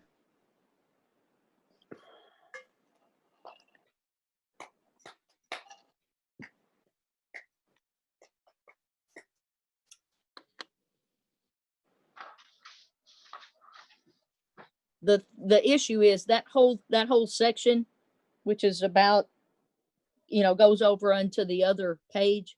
It's like 2 sentences. And that first sentence is clause after clause after clause after clause. So trying to determine what is the primary in that supersedes all of these ancillary clauses is the key thing. So I was just trying to talk about in regard to the satisfaction of the owner. Which clause are you taking exception to? Because should they fail to perform within 30 days notice, they should be entitled to terminate and take possession of the equipment, et cetera, et cetera. And in the case of termination of employment by the contractor, not receive payment, which I'm not, maybe I'm just used to reading it. Tell me, what is the issue? No, so all I'm saying, Mr. County, in that third line, okay? On page 10, 8.1. Yep, third line that starts contractor and contractor's failure to remedy the problem. My question is can we add the language to the owner's satisfaction there? And then come back with the language within the time period? That's my question. Well, I mean, you can edit this document however you see fit, but I don't think it adds anything to that, especially if the criticism, it's got too many words, to add more words that just reflect the basis is. That was just an observation, not a criticism. Well, I mean, I don't mind criticism. Don't worry. I didn't mean it in a negative way, but if there's something wrong with it, I'm laughing. I apologize. I just don't see anything wrong with it. I just don't see. That's what I'm asking. In the contracts I've read and worked on before, I've typical language that I've seen has been in there like that. And the only reason I would presume it would be in there is to strengthen it on the party of the owner, which is us.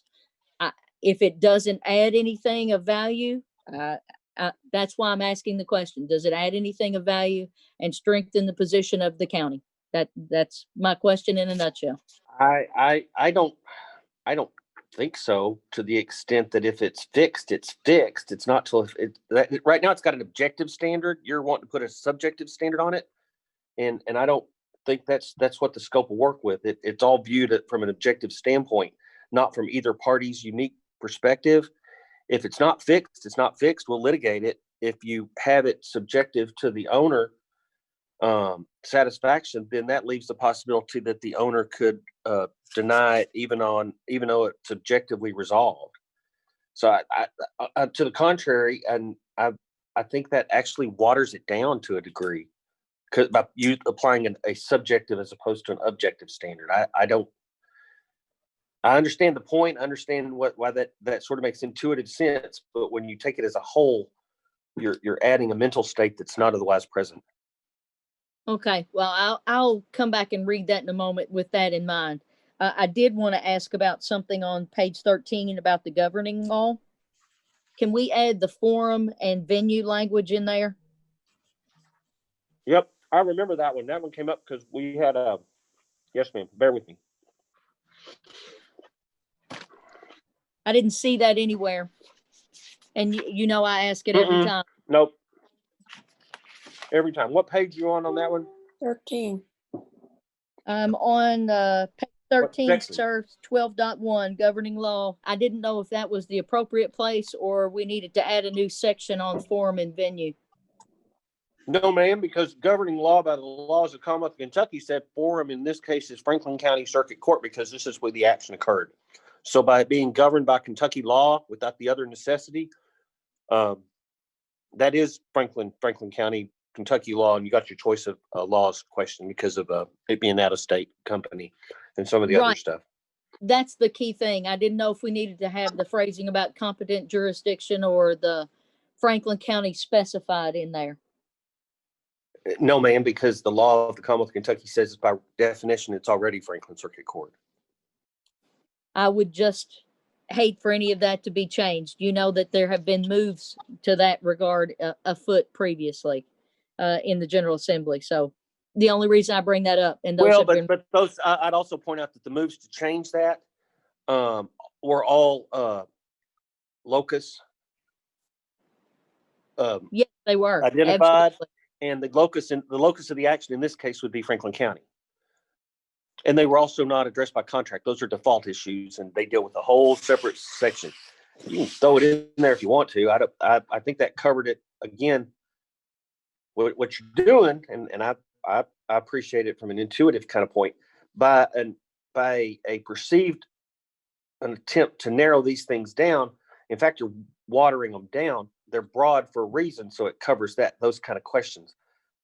I don't think that there's a need to add that on there, square honestly, because of the unique location here and it governed it. We had a choice of laws question on this, and I put this language in there specifically that covered venue, et cetera, by application of Kentucky law.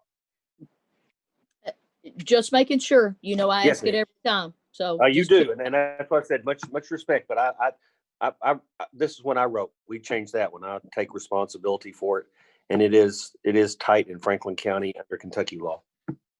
And I do have one more in regard on and it's for you. On page 14, the 12.3, the allocation of the IRC 1790 section. And in muddling through that, my note here to myself is who specifically for Franklin County will determine the deduction to allocate to ESG to replace this IRC. I don't know how that's calculated and how that works. It's not something I didn't see a formula. I don't know how it's calculated. I'm just trying to understand it. So I'll have to defer to that's going to be a Susan question and perhaps Lee or whoever does that calculation.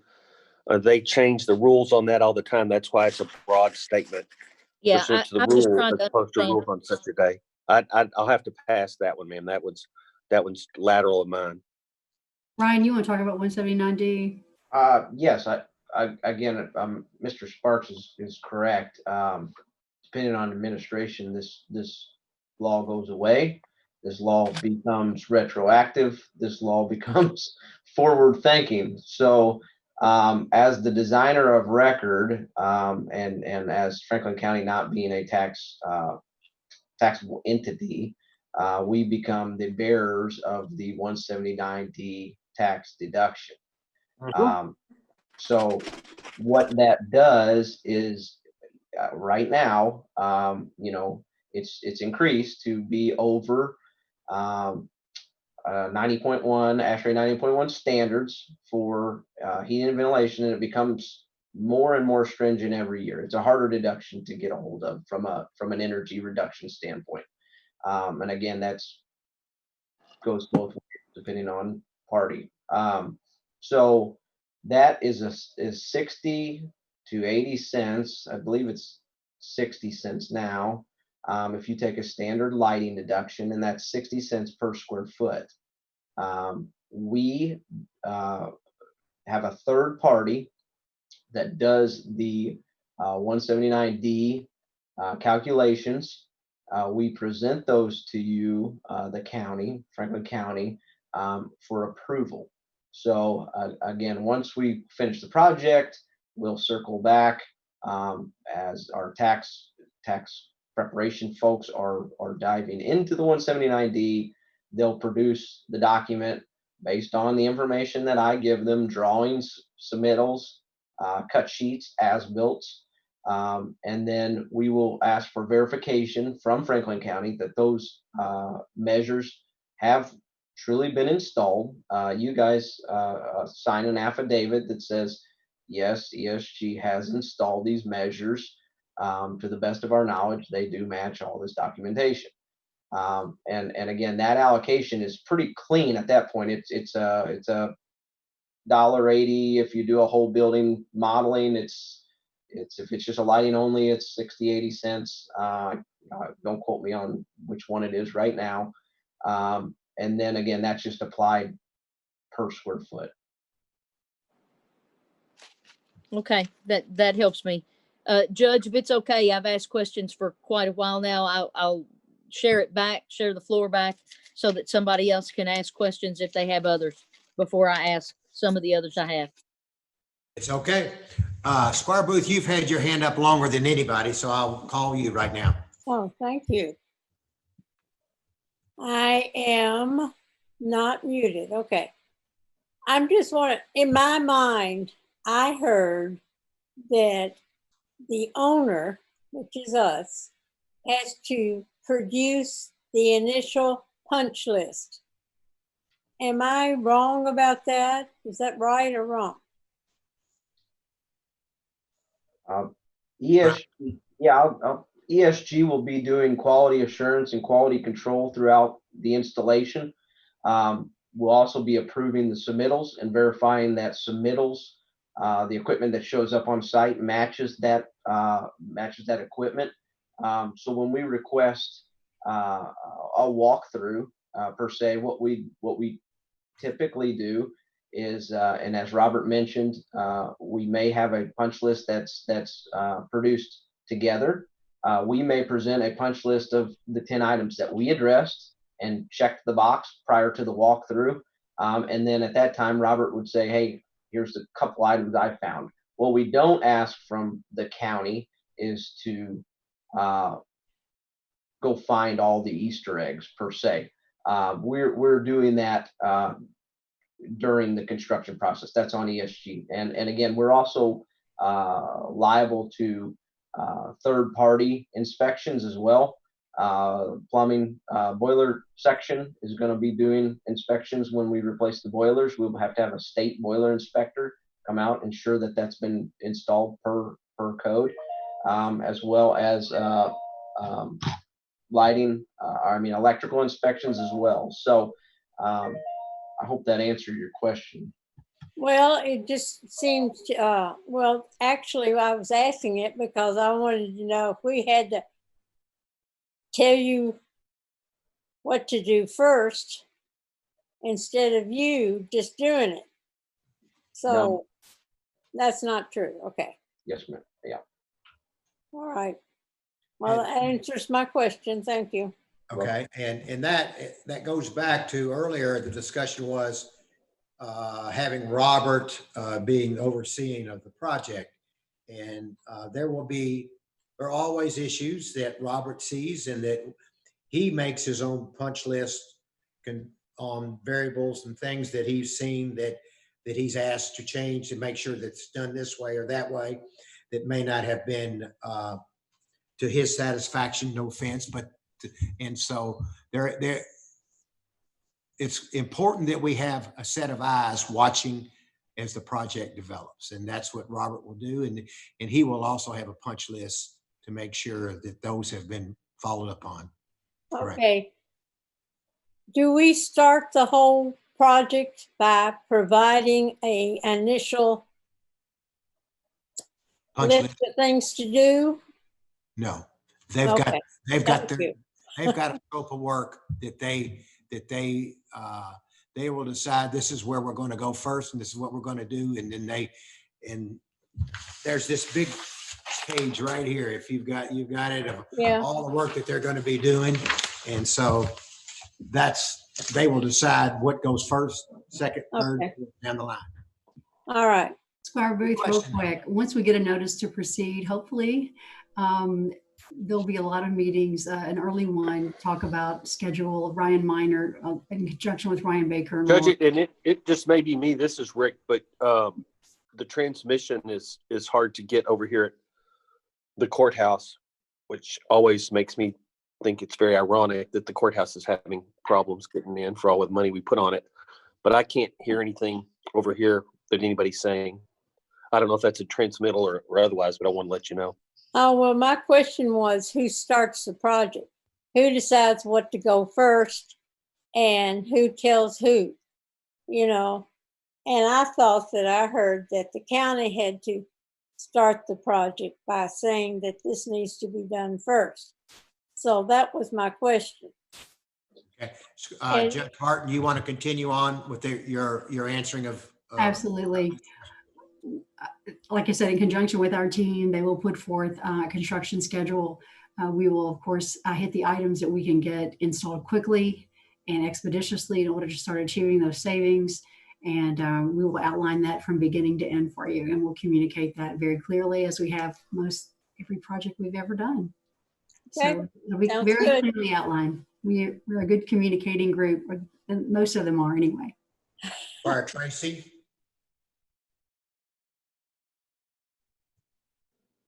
Thanks, Judge. Ryan, quick question.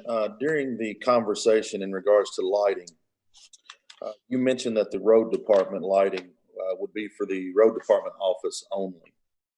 Looking over the scope of work, it's indicating not only is it the office, but it's workshop, storage shed, and so forth. Do you see that?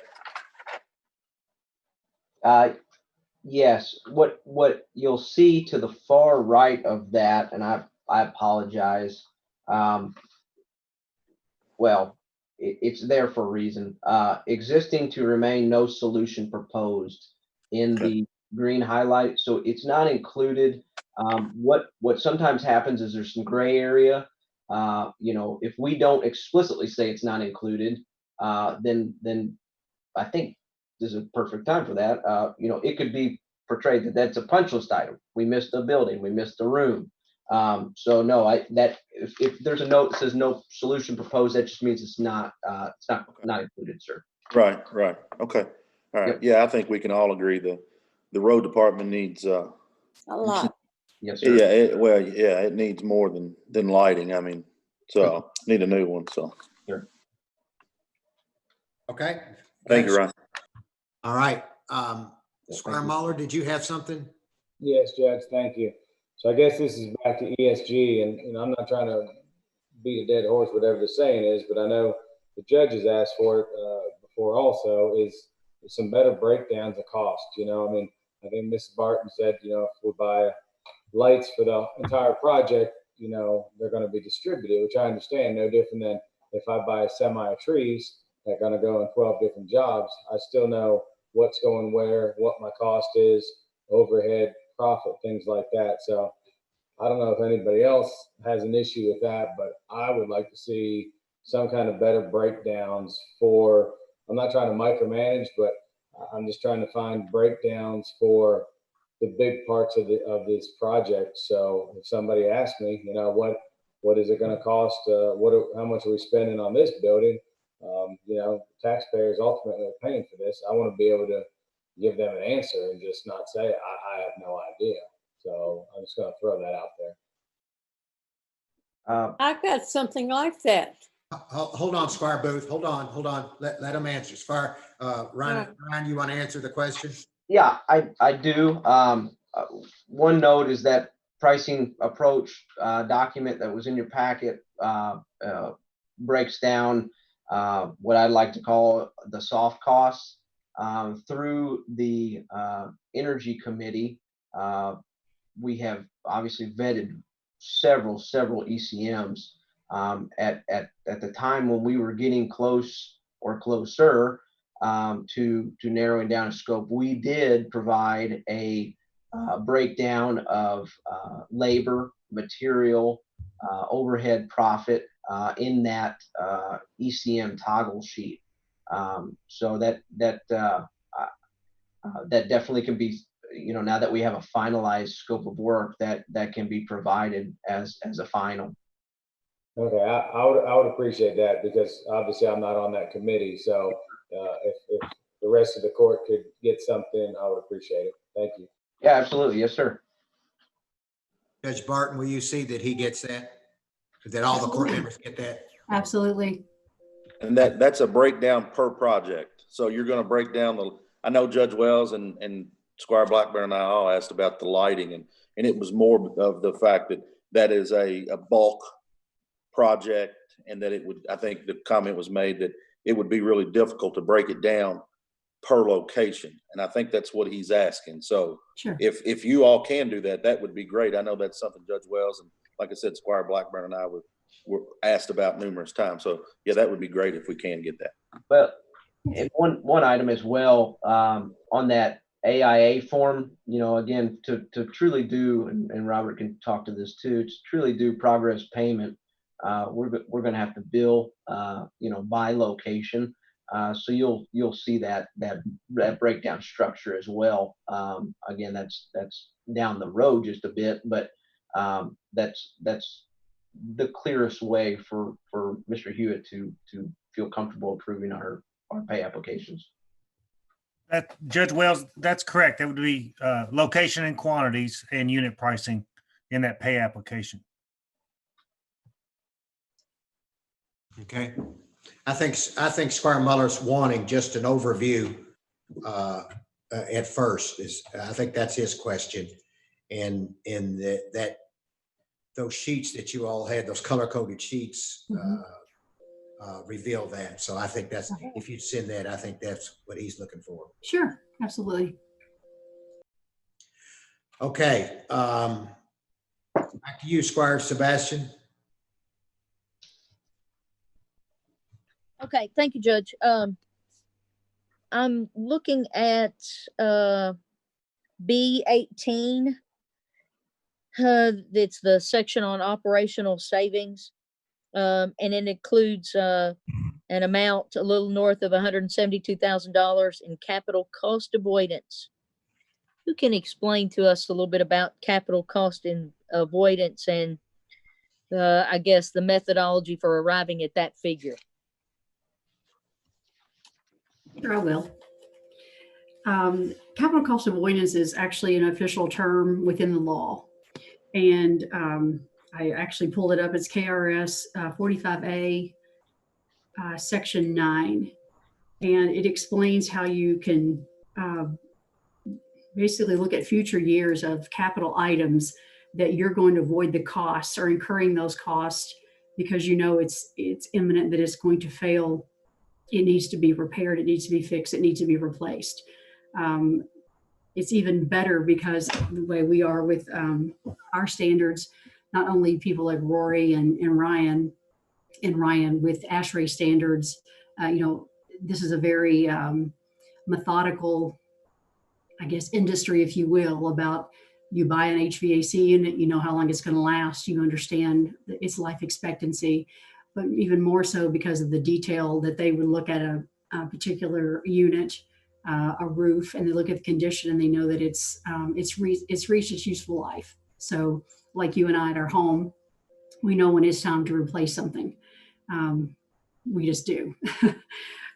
So capital cost avoidance is an official term, and it includes restricting payments for permanent equipment replacement. And those are outlined in, items 1 through 4. It includes everything from building envelopes and roofs and windows and doors, heating, ventilation, the HVAC system. It also adds life safety equipment, and that's where several of these items at the jail fall. They fall under a life safety item. and it's included in the capital cost avoidance. So that amount that you're looking at, while it says 172, it's still undetermined exactly what that's going to be based on the interest rate and the cost of financing with Compass. So we're looking at somewhere around $170,000. It's above and beyond what your savings are going to pay for. So that's included in the cash flow. Does that answer your question? Wow. Well, I wondered because there's an asterisk there and the notation states that it is a fixed annual amount, and I didn't know how we could arrive at that at this point, and how it may not change, escalate, potentially de-escalate, but probably escalate due to the project. I just didn't understand how that could be arrived at as a fixed cost at this point. That's between you and your financing entity, but I believe. Right. But I'm just seeing that there's a notation in the document. Everybody will see that. There's an asterisk. It said it's a fixed cost, and it just is odd for it to say that. So let's see. On B20, there's a statement there that says ESG requires the amount 172 and change of the annual capital cost avoidance amount to be used in combination with the operational and guaranteed utility savings in order to make the project fund itself over the 18-year term. Can somebody talk a little bit about that?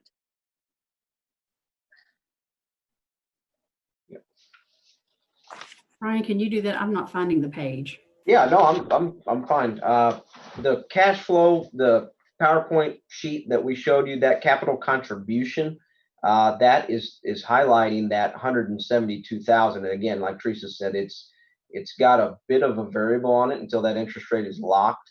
Again, I think you caught it as far as, you know, that number in our cash flow is 172,854.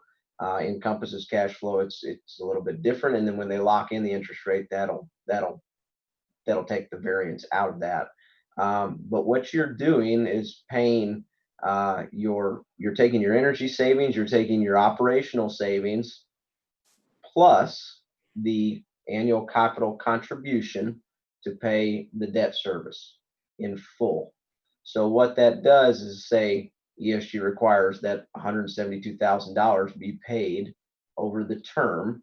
So over the 18-year term, if the energy savings aren't over and above, and if the operational savings aren't over and above, that this cash flow nets positive at the end of 18 years.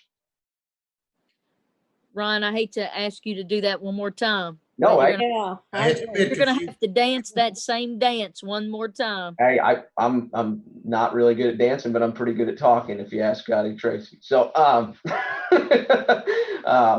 Taylor Bonna's probably gone home for the day after listening to me talk this long. But so energy savings, you know, your 89,290 year one, plus your operational savings 58,550, plus your $172,000 variable amount, and then this is where you get your negative 10 grand for your support services will net the payment for your total debt service in year one. I don't want to muddy the water, but then the energy savings escalates up 3%. Operational savings de-escalate 2%. Your capital contribution will remain flat. So that's how we're able to keep that flat. Is we found the amount that's required to keep that flat, and still make that 18-year cash flow positive. And again, this is all based on very conservative energy savings, very conservative operational savings. So the last thing we want to do is see this cash flow take 18 years. We'd like to see you guys, you know, meet your guarantee prior to. I'll just say that. So again, because you have some heavy capital needs, such as a roof, such as a generator that doesn't fill in your energy savings bucket, it requires a bit of capital to make that that net net payment work. If that's clear. So Ryan, let me interject here. And from the beginning of this project, and probably one of the most discouraging items that got taken out, the committee discussed, put in, put out, brought out several times solar energy. And we had looked at solar energy as we were hoping that we could put that in. But as we look at this, as you're talking about this, we saw the solar energies, the cost of putting solar energy in was going to be a lot heavier, and with the payback being 18 years before we could get any savings out of it, that we had to take it back out. Is that kind of the variable that we're talking about here that helps increase or decrease this amount of money when it comes to this energy savings part?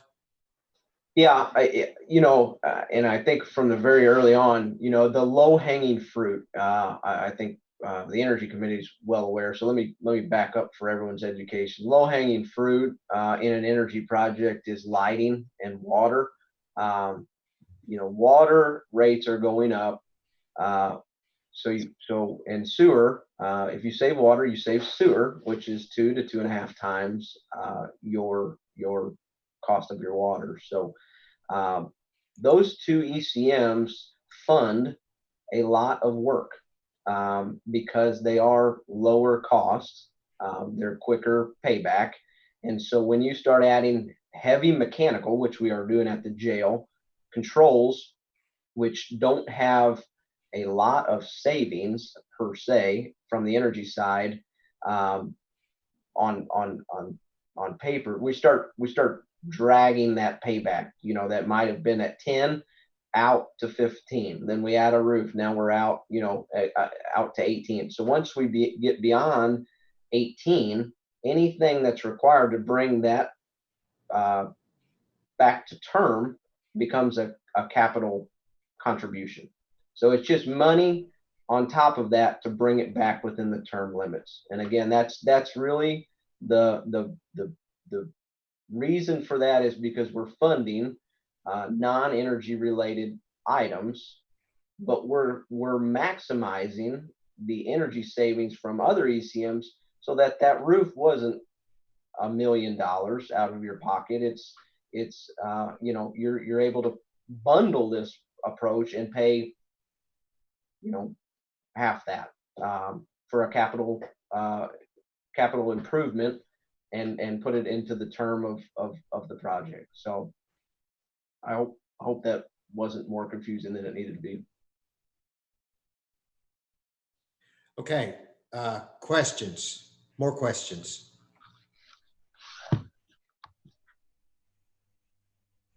Squire Booth.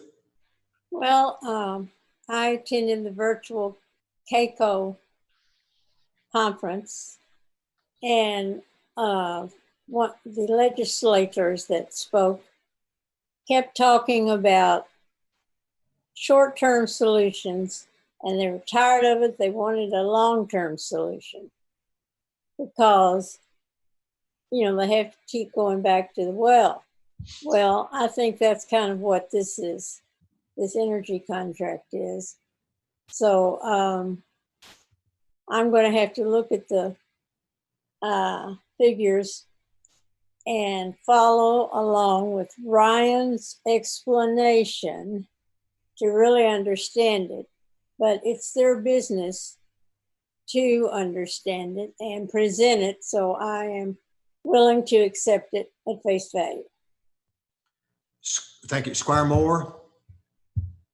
I want to go back to this generator. I'm still a $300,000 kilowatt generator, is that going to operate the jail if there's power out for a week, or is this going to just be emergency system for a day or two, or what will it do?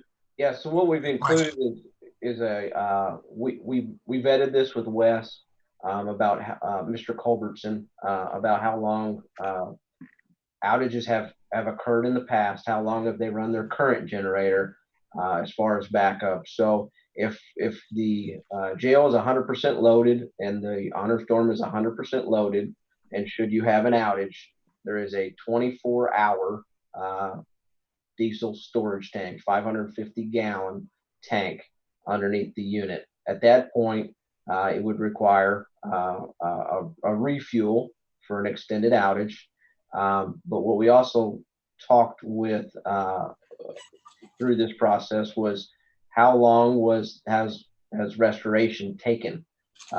Is restoration taken a week? Have you been down for 24 hours consecutively? And so that's where we arrived at that. We didn't want to provide a more cost to the project as far as a larger auxiliary tank, but that's definitely something the county could look into is having fuel on site should you have a longer outage. It's just, and I think we've talked about this too. You just run into the issues of having fuel stored from a containment and a spill liability, and you also have the issue of treating excess fuel on site that may or may not be used in a annual calendar. So you're saying it's just that it would fully operate the jail for 24 hours at 300 kW. So what would happen is the generator has capability to interface into the control system. So what you can do if you see that we're going into a 2-hour, 4-hour, 6-hour prolonged outage, and that your fuel is going to be limited, you can start doing some load shedding again with the capability of the control system, turning items off. Again, I say that you can monitor it via the control system, and then you can go through and turn off circuits. So, that's 100% kitchen operation, 100% laundry. You start getting into an emergency situation, you're not going to be doing laundry. You're not going to need every light on. Again, you can go back into your emergency circuits at that point. What that 300 kW would do is run you like you never saw an issue for 24 hours, laundry, full service, and that's just really not what happens in an emergency operation scenario. Okay, now I'm going to get to the next point on that, is that storage of diesel fuel. Sure. Diesel fuel, for the rest of the court that may or may not know this, used to, you could leave diesel fuel for years and it would be just as good as it was when you got it, just about as good. It would still function well. Now it's got 15% ethanol in it, and diesel fuel gets microbes growing in the diesel fuel because of the ethanol, and you have to have your tank scrubbed about once a year or even 6 months on something stationary like that. And it gets expensive, and that's why I would rather go with natural gas, but they're telling us that that's going to be an extra $65,000 for a natural gas generator, which seems absurd to me. But I'm not questioning that it is. It's just that it is absurd to me. But so that's where I am. It may be worth the extra $65,000 to go with a natural gas generator, because unless we can get diesel fuel that doesn't have ethanol in it, it's a disaster. And that's just I'll just put that out there. Yeah. I'll comment on that too. And I truly appreciate your concern. And again, we look at these solutions long term. So we've discussed, you have a current, so what you don't have currently is a fuel storage tank that sits outside. So what you have is diesel fuel getting warm and cooling off in the evening. Outside produces water vapor.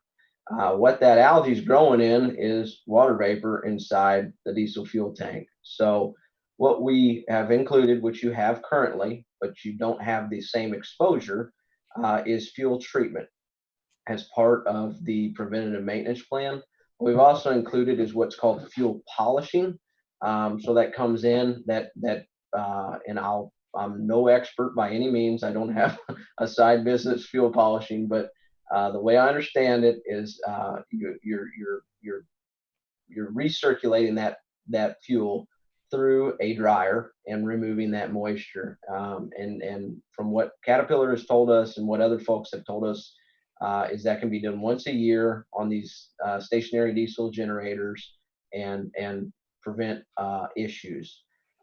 What I would recommend then is that be included in part of the preventative maintenance program with Caterpillar, as the fuel treatment is part of their annual service, but they do have customers that ask for the fuel polishing as part of their annual service, and that runs $500 annually is what they're telling us, for the size tank that we have proposed on this generator. So for a to your point, draining tanks, drilling holes in tanks,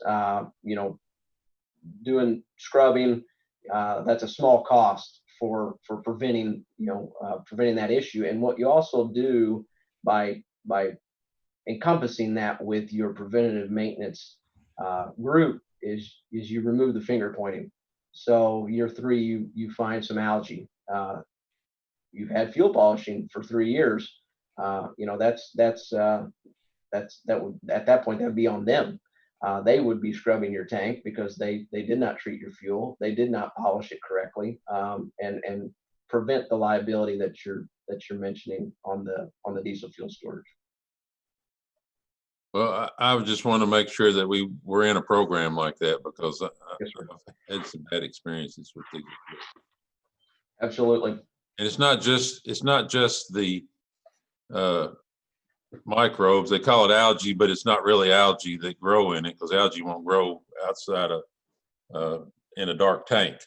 But tanks also rust because of the alcohol in the fuel. So I would assume that would be included in their program. But what would you do outside of 5 years? I mean, you'd have to have a longer contract than 3 to 5 years, I would think. Yeah, absolutely. No, I would carry it year after year. That's what you've got currently at the jail now. A service, and Jailer Bonta or Mr. Culbertson can talk in more detail, but you do have an annual service on your generator now. That's also who kind of identified the fact that you're a repair away, a mistake away from the possibility of that generator not being functional. Yeah. Okay. Thank you. Yes, sir. Judge Wells? Yes, sir. I would agree with Squire Moore that if we replace the generator at the jail, we go with natural gas. That's what we've done on the last 3 capital projects. There is already an existing, or the need for an existing maintenance contract just to service the motor. To have a secondary contract just to scrub the tank, I think would be a cost above and beyond. We're natural gas everywhere else. I would recommend we go at the jail as well. So Ryan or Judge Barton, let me ask you this: if we were to change and decide to go to natural gas as opposed, and then the additional cost would be one for the generator, and then there would be another cost for installing the line. That's correct. Yes, there's a small site fee that we had included in a couple of our scenarios for the gas line and the asphalt repair. Generator pad we need it either way, and then whatever the difference between the 300 kW diesel versus the 300 kW natural gas, that would be That'd be the difference. Judge Wells, on the Fire Station 10 and the Public Safety Building, the gas line installation from the main to the unit was at no cost to the county based on the load. So Columbia Gas incurred that cost themselves. Hopefully they will do the same at the jail. Okay. Squire Moore, would you like to see us go to natural gas? I would. I know it's a lot. It's a big order. It's a lot more money, but I think in the long run, 20 years down the road, we'd be glad we did. I guess we may need more information on that, Judge. I don't know, but we may need more information as to the makeup of the motors. I mean, used to they just changed the injectors in them. Nowadays, the diesel engines with so much electronics, it may be a completely different engine. I don't know on that. Yeah. So Ryan, Teresa, I'm kind of like Squire Moore. I don't know what the majority of the court would like to do, but I do see this as an issue that's going to be very costly over time, and there may be some other issues along with it. So are we at a point where we could say we wanted to change this from diesel to natural gas? Let me answer, and Teresa, you just Please do. Cut me off whenever I say this, but the option that I see, since we're all here and moving this thing forward, would be to approve or move forward the contract as is. Let us talk to Columbia Gas and let us negotiate a bit with Caterpillar and put forth a modification to the contract prior to ordering of the equipment. Obviously, we are all well aware of your intentions, so that would be my recommendation. But if the alternate is needed, that we can approve the contract with just the additional cost of the delta between the two generators. There are no energy savings associated with that, so the exhibits B stay the same. Exhibit A and attachments would just be modified to state gas versus diesel and the addition of a gas line. So I'm just practical, I guess, in the sense that I don't want Miss Tambra to have to reissue packets and us to re-legalize a plethora of documents. So I would agree with that, because we still don't know all the particulars, and so I would agree with that. Well, Ryan, I want you to know that Squire Moore, next to his right hand, has what's called an easy button. Oh, okay. And he pushes it all the time. Squire, if you don't mind pushing that, we like easy around here. So yeah. I think I like your idea. So we'll keep that in mind and go continue forward. Squire Muller, I thought your hand was up next. Yeah, thank you, Judge. I guess I want to ask you in the committee, and I understand we've gone over a lot of things today, but we're also talking about $4.8 million, and I don't know, is there a rush to approve this today? I thought we'd ask for some more information and breakdowns. Maybe I'm missing something. Yeah, we've got a Susan, I think we have to have set on our monies by November the 19th, I believe it is, Susan, or in a week or two, to go ahead and what we're going to borrow. Isn't that right, Susan?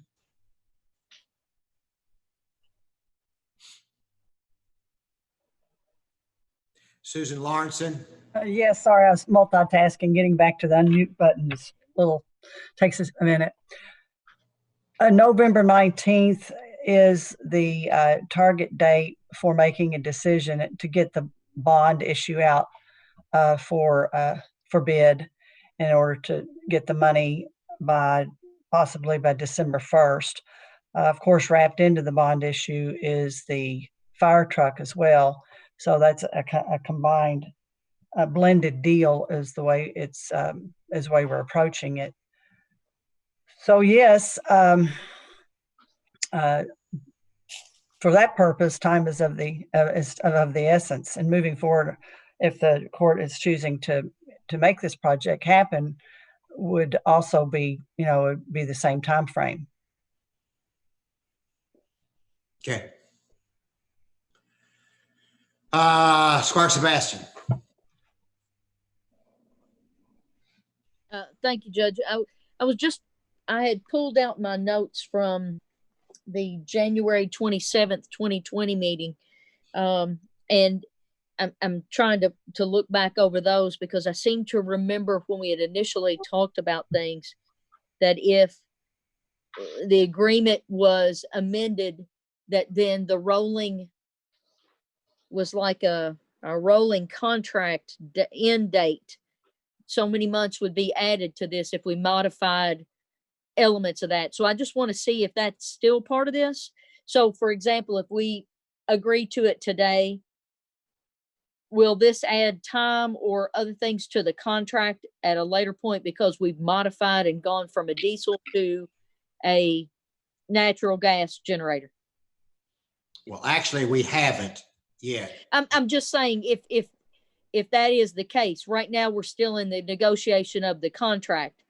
And from what I'm hearing, it sounds like ESG wants us to rush ahead and sign off on this today. But if we come back in 6 weeks and say, we really don't want the diesel, we really want to go gas, what does that do to the contract? Does that add length of time to the contract? Does that, because it's a change order to the contract. Obviously, there's probably money involved. I just want to see if there's time and other things involved as well. Ryan? Yeah. You want to talk about time? Well, two things, Teresa. Squire Sebastian, the contract that you're under right now is the professional development agreement that you mentioned from our January meeting. And so that's just coverage during the development phase. Once we move into once the project is executed, the terms of that PDA are fulfilled, and again that contract goes away. New terms come into for the construction period. So based on the amount of conversations that I've had with the generator manufacturers, we're going to be 14 to 16 weeks due to COVID to get a generator of that size on your property. So as long as we can make a decision within a reasonable time frame, the modification or change order, as you mentioned, would be a cost only, not a extension of contract. So there, outside of a typical procurement, building a building, let's use that. There's an occupied, when would the county, when does the county need to use that building? So there's usually a time frame built around that. That's critical. What you gain or your construction period, your energy savings during construction period are really the only thing that changes if we say it's 10 months and we go 11 months.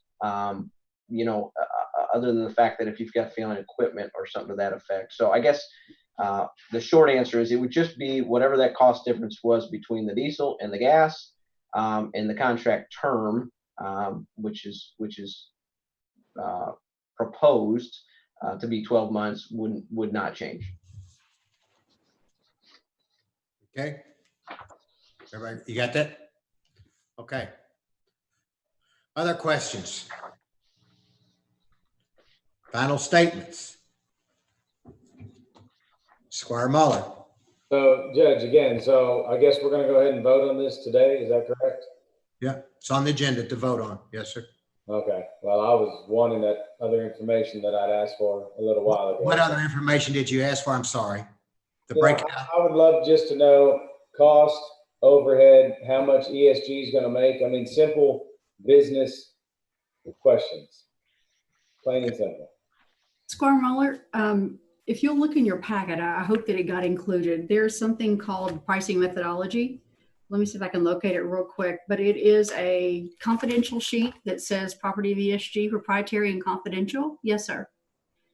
Now, the cost of measures and the details and the associated savings, we have reviewed with the committee. I understand you're very responsible as a fiscal court member, and I respect that and appreciate that.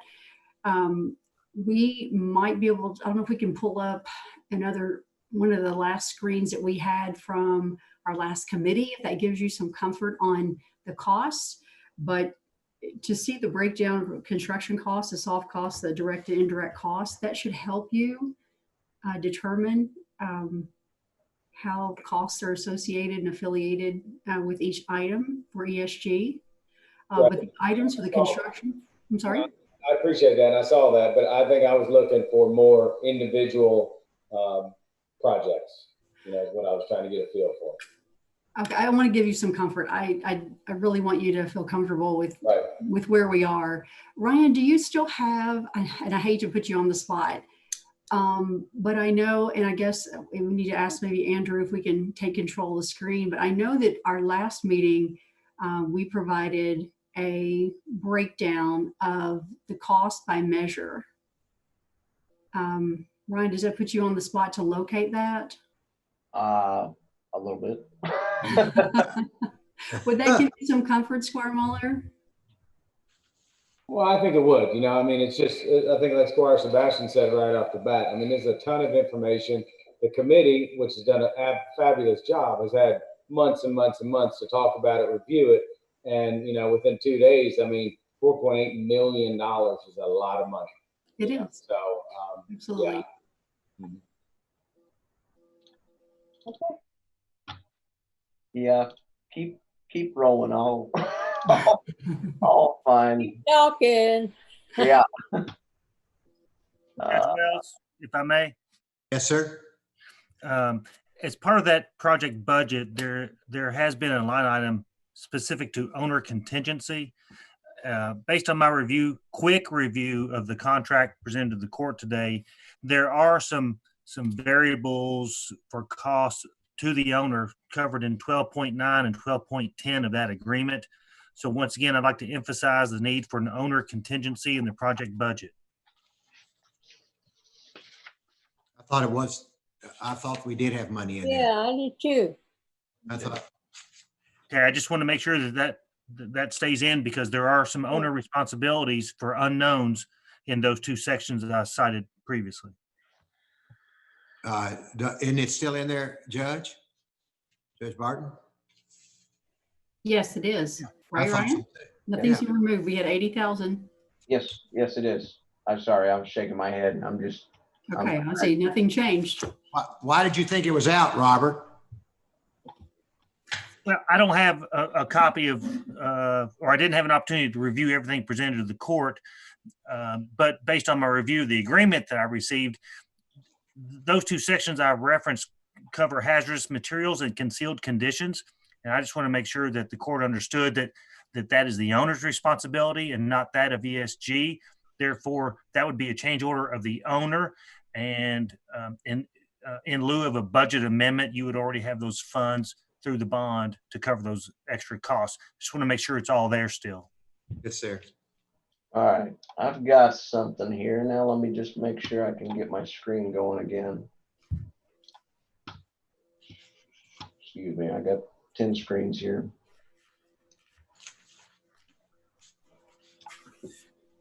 Okay, if you could get that to if you can get that on and give that to so everybody can see it. I tell you what we'll do is, if you get it in its entirety, if is that all? That's great. That's, Okay. I've seen that. Yeah. Okay, look, if you want to look at that, let's take a 5-minute recess and so everybody can, if you want to see it, if you haven't seen it, you can look at it. We'll come back and discuss that before we vote on it. Is that okay, Ryan?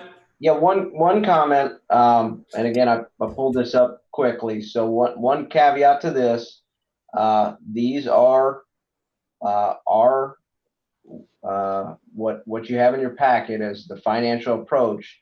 What we were requested of the breakdown of what what I call soft costs. Those soft costs are included, and I'm pointing to a screen on the third screen, but they're included per measure.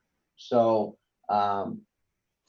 again, it is a rolled up cost. What it does is give you a line by line total, but they do include the soft costs that are broken down as part of the document of your packet. So I hope that wasn't confusing. Okay, let's take a 5-minute recess. That gives squires that haven't seen it some time to digest, and then we'll come back and take further questions on that. Yes, sir. 5 minutes. It is 4:06. At exactly 4:11, we will be back here and begin. Exactly 4:11.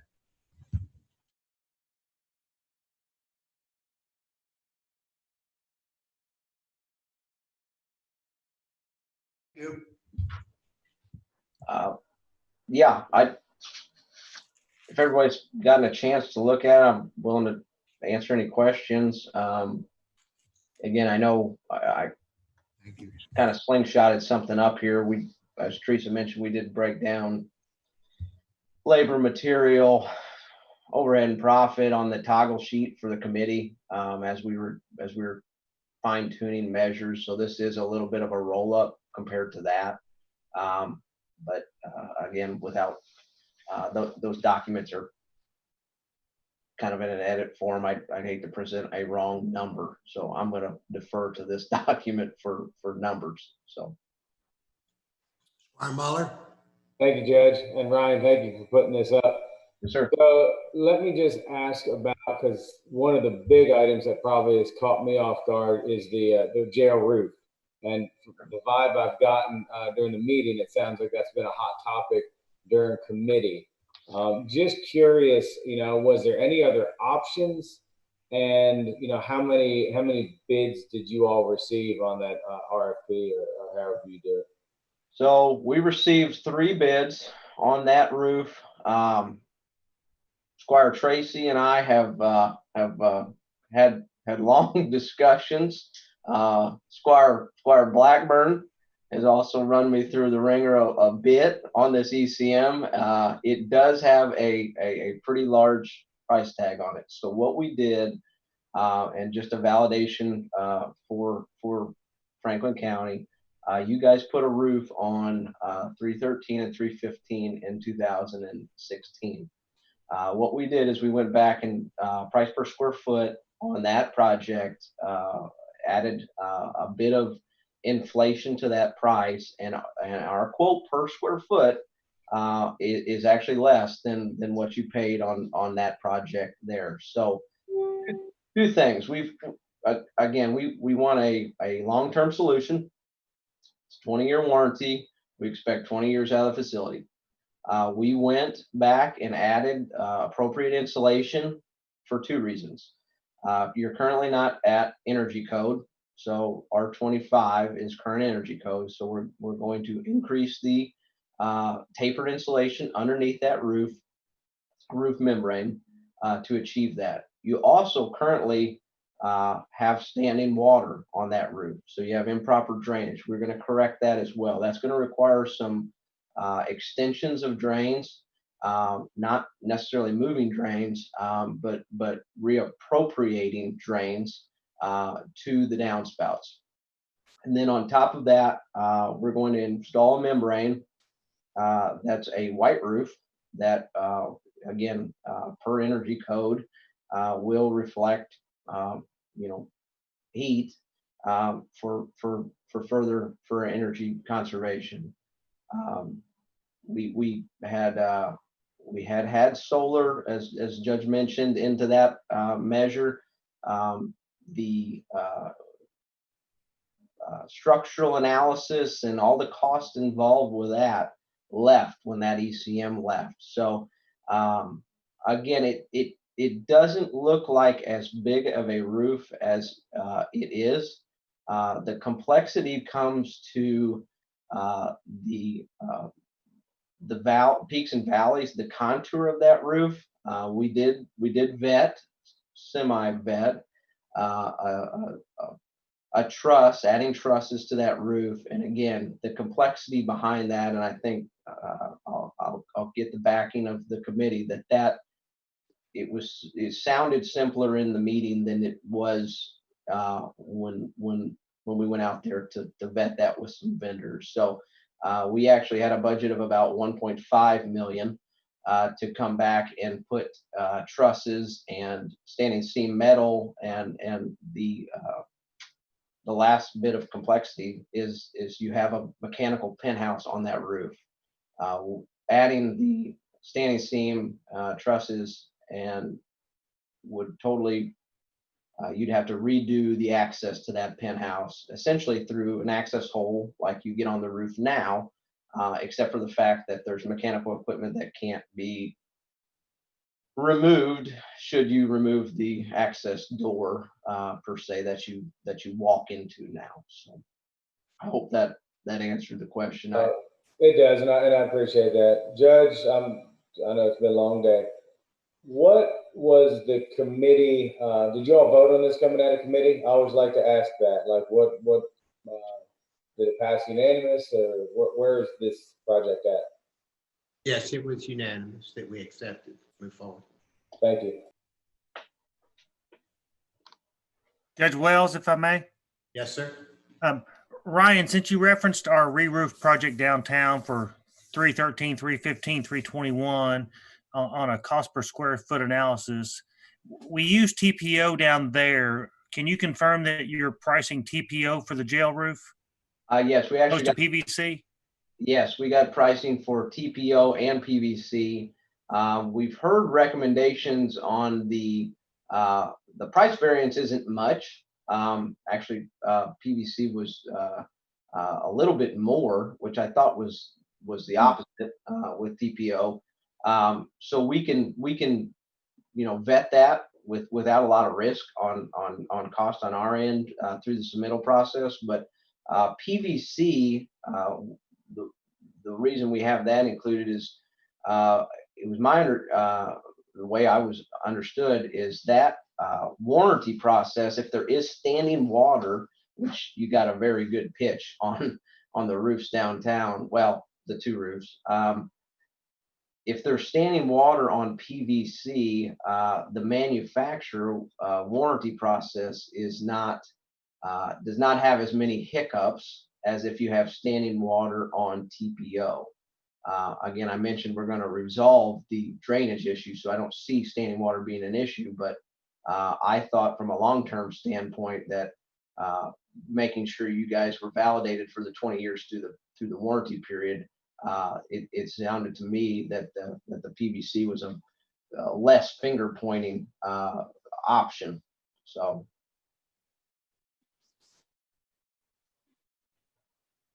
Thank you. Yes, sir. Okay. Judge, would you like me to put the screen back? Squire Muller, do you want to? Sorry. No, I'm good. He can remove it. Thank you, Ryan. Thank you, sir. Squire Moore, are you okay with him? Oh, sorry. Yeah. Okay. All right. Squire Sebastian. Thank you, Judge. Could we, one more time, I know when we've discussed this today, we've made some changes and some additional language has gone into some sections. So before we proceed to vote, at least at some point or at the end of our conversation for questions today, can we go back over what those changes are just to recap that for everybody so that all of us have the same level of understanding where those changes are and what they encompass, please? I'm not sure, and I don't recall it. Can you all hear me? Yes, we can. If I have the file in Word form or not. If not, I can convert it and try to make the changes. But I have payment terms to be changed to 30 days. Yes. There was discussion about meeting state and local licenses for all contractors. And changing the generator from diesel to natural gas. That's not the, And that's not a change. well, yeah. And I've noted a couple of places to go back in the meeting to make some changes, the times, but those are the notes that I have right now. Okay, when we go back to the independent contractor, Rick, we need the exact verbiage that you recommend. You recommended we go from, we add a 6 point A, all subcontractors shall be licensed per Franklin County ordinance. I believe you may have had a little more than that, but if you would get with Tambra on that verbiage that you want for that. One note I didn't hear, and Tamara, we'd be happy to edit this and give it to our legal folks and let them edit, you know, with the exact language you'd like. But one note I didn't hear was the somewhere injecting the 10% retainage to suffice the Susan's comment. Thank you, Ryan. That was my next comment. Thank you. I had 3 modifications. Yep. One was the 10% retainage, one was the 30 days, and the other was the license by Franklin County ordinance and compliance. Yeah, I had made the similar notes on page 10, 5.2.3, final payment. That would add that was the section for the 30 days. Okay. Page 10, section 6, the independent contractor, and Rick had mentioned maybe adding it to 6.1. That would be about the licenses and insurance, et cetera, in Franklin County. And then the 10%, I know that was noted as part of maybe the construction document. So I don't know if that's per se in the agreement or we come to that at a different point. But those were the things that I had noted. I just wanted to make sure my notes were the same as everybody else's, and we all knew what was going to be said and where it was going to be included, just to be sure that it is all included. We've talked a lot about a lot of things today, so I was just double checking my notes. Everybody agrees on all 3 of those changes, right? Okay, all right, that's good. Any other questions, concerns, thoughts? Okay, everybody ready to go to vote? Everybody ready to go to vote? Yes. Okay. Okay. Is there an authorization to approve a guaranteed energy savings performance contract with Energy Systems Group, ESG? Would you read that again? Authorization to approve a guaranteed energy savings performance contract with Energy Systems Group, ESG. So moved. Moved by Squire Blackburn. Second. Seconded by Squire Tracy. Discussion? Any more discussion? Call the roll. Squire Sebastian, Yes. Squire Blackburn, Yes. Squire Muller, Yes. Squire Tracy. I'd like to explain my vote. First, I just want to thank everyone who's been involved in getting the energy savings project proposal to this point. When this project started for me, my focus was on the jail. It's not per se if we do it, we can't afford not to do it. When you look at past maintenance cost, and when you compare this proposal, the project will extend the life of the current jail 15 to 20 years in comparison to the cost of a new $35 to $40 million facility, it's something that I think we have to do. So with that being said, I vote yes. Squire Booth, Yes, referring to the legislature's stated desire for long-term solutions, I think this ESG contract is in that direction, and I vote yes.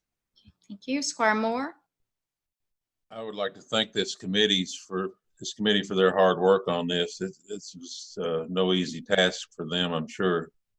And I'm with Squire Tracy on the jail. It's very important, and that we take care of this jail and try to keep it up for the next 20 years. And this is a big part of that. It's that big elephant in the room nobody wants to talk about, but it's something we have to do, and I vote yes. Judge Wells. Yeah, and thank you to all the magistrates, your great questions today. Thank you to Judge Barton, Ryan, the whole entire ESG staff. You all have been great partners to work with. We really appreciate it. This has not been easy at all.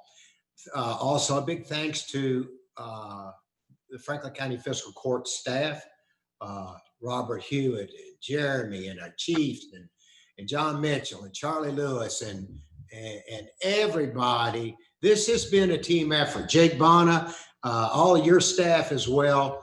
This has not been easy at all. It's taken a lot of meetings, a lot of hard work, a lot of behind the scenes work to get this done. So everybody needs a big pat on the back and thanks to making this happen, because this will make a difference at our jail, and it will extend the life of our jail, which is desperately needed. And so I'm happy and proud to vote yes, so we can move on with this and get this done. So thank you. Thanks, everybody. Thank you for all your great work. So with that being said, we have another item on the agenda, and we will ask that Ryan and Judge and those others, if you would mind backing off or leaving the meeting, we'll bring some other people in. And Jake, you have a question before you get off? I do not have a question. I have a statement. I just want to simply say thank you for you all for all the hard work. I don't want to name names and forget anybody, but everybody with the ESG and everybody with the court for looking out for the jail and making the future even brighter here. Thank you all. Thank you all so much. We'll be in touch. Thank you. We will be too. Yes, we're excited. Thank you. We are too. Thank you. Thanks so much. Andrew, if you would bring the Simon House representatives, their board on. Miss Foley's with us, and not Hello, sure who else everybody. is here from the Simon House. John Martin and Kevin Welch, which it won't say Kevin Welch on there. It might say something else to add him in. Everybody's here. Should be that I've got that's here. Kevin Welch. Okay, Andrew, let's see. Is that Kevin behind the owner? I can't. I believe so. Yes. I apologize for that. I don't know how to fix that, but yes, that's me. Judge, I have a question. Yes, sir. Will we be needing authorization to go into closed session? No, we did not put that on because we've been on there before. Okay. We did not authorize that. Sorry. I only see one member of the Simon House. Is Rachel, are you on there via audio only? I am, and John, do you know, is John not in the waiting room? No one's in the waiting room. Everybody's here. Okay. Is John on, Andrew? He's not. John Martin on, Andrew? Not to my knowledge, Judge. I know he was at one point. He's been texting me that he's been waiting. So, Text him. Tell him it's I okay. I am texting him right now. We'll give him a second.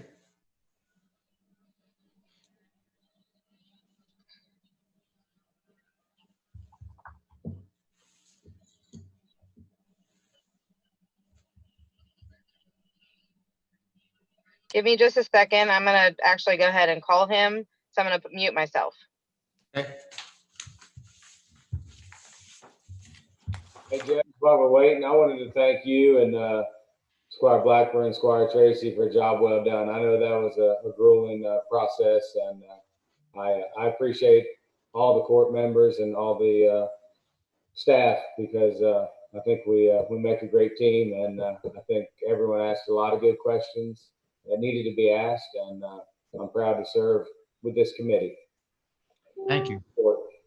Squire Blackburn and Squire Tracy were troopers there.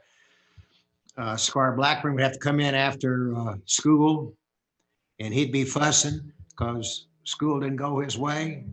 The kids didn't do what he asked them to do, and it was tough, but it was all good.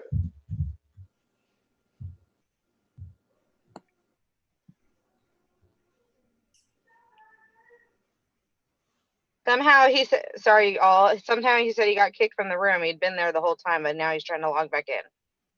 Okay, Andrew, can you help him get back in if you need be? He's there now. So, there we go. He should be in now. Okay, Someone was in the waiting room and was just admitted. Okay, there he is. There we go. There's John.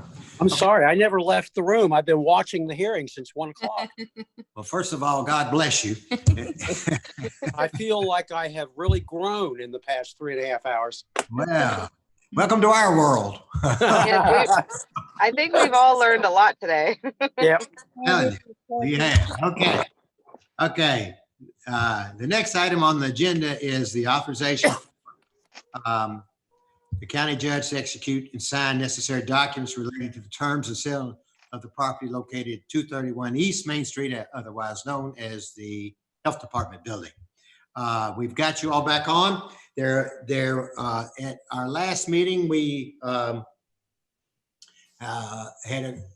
come up with the terms of 2 years to raise the money and $1,000 a year for a lease, and to buy at $200,000. That was the consensus. That was the majority of the court. And so I open the floor for discussion from the board members of the Simon House for your discussion. I have a couple questions. Yes, sir. Number one, we talked about the 2-year lease with it being a possibility of 3. If my memory serves me correctly, the 2 was not locked in. It was preferred to be 2, but could be extended up to 3. Is that true? I don't remember it being locked in, but That's the way I remember it. yeah, I think we're in discussion. We can discuss whatever you want if you. So yes, we can still discuss that if you want to. Okay, Judge, can I qualify that just briefly? And I'll tell you Yes, what sir. I did in the last week with my homework. Yeah. I put together a draft lease. Can y'all hear me? Yes. I put together a draft lease for 2 years under those terms, with the opportunity to extend it for an additional 1-year term thereafter. But the lease term, because I had to insert some standard kind of lease provisions, and one of them's always extension, one of them's termination mechanisms, et cetera. But as far as what the court agreed on, it was 2 years, $1,000 a year. Simon House pays the insurance, pays utilities, county's responsible for HVAC, plumbing and electric, et cetera. And otherwise, it's just a standard lease for administrative offices and possibly a shelter. But the court approved 2 years. And as always, when I do, I put in a provision for a possible extension by agreement of the parties. So it's 2 right now with a possible extension, but everybody has to agree on it. Okay. I took it to we had a special board meeting Monday evening, and the board's sense was they would like it to be 3, since we are a nonprofit and we need that extra year possibly to raise the extra money so that we can pay it in full at the end of the 3 years without having to take out a loan. Judge, if I might ask, are we okay on the price of the sale? That'd be my next question. I don't think we've gotten to that point yet. You want to, The court made an offer at $200,000. you want to go back you want to go back in reverse on the price of the sale first? You want to do that? Yeah, I would like that. Okay, I'd like that too. Okay, let's look at that. John, if you don't mind, hold on 1 second, and I appreciate you. And we're just going to go in reverse order and we will get to your question in just a moment. So since this is a new meeting and we're actually starting in the middle of last week's meeting, I'm going to update the general public where we are. This is negotiations. We've been talking with the Simon House. They are interested in leasing to buy the old health department building. And those terms have been discussed. As part of that, the city and the county are willing to come in with CARES money to fix the building up in the basement for a homeless shelter for families. And the upper part of the building would be for offices for the Simon House itself.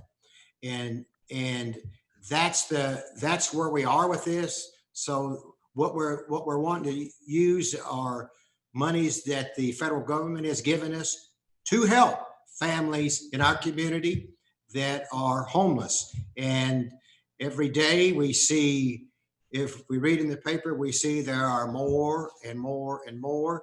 And if it happens that the rent goes out on in soon, I think it's supposed to possibly be soon, that no longer will you be allowed to stay in your apartment or your complex. If you didn't pay your rent, you will be evicted. There's obviously going to be more and more people. And so this is an opportunity to work with a nonprofit to agree to terms to help develop a family shelter for the homeless in a building that has been vacant for 6 years. So with that being said, there are 3 items that are being discussed. A lease, which would include how much per year and how many years would be a lease. And then the other part would be how much to buy, a lease to buy the building. Originally, I think you all asked for $100,000, and the court has said that they would like for you to pay $200,000. So that's where we are. That opens the door for I believe you all want to discuss that some more. I heard Squire Moore say he'd like to have that up, and Squire Booth would like to bring it back up again. So open the floor. So, Judge, before we get started, just let me clarify, and I may have been mistaken. I thought the court voted already the lease issue. I thought it was a resolved matter, 2 years at $1,000. Correct. Well, as you said, you put in there, you could change to go to 3 years. That's what they just said they want to ask about. So that's what I'm saying. Judge, I think we need to talk about the price. I think the lease. What we're doing. Moot point until we talk about the price. Amen. I've changed that to the price. Yes. No. Pardon me. Let me forcefully interrupt. The court already approved the 2-year lease. You're right. You're right, Rick. We did. That was voted on. That Correct. ship has sailed. Regarding the other terms, that was the question. The sale, etc., was That's left what we're open at the offered price. And the discussion issues today is the sale. Please remember their discrete considerations. Squire Booth. When I asked the counselor if we can, since it is in the agreement that the counselor has brought up, that we vote to extend it, the lease to 3 years.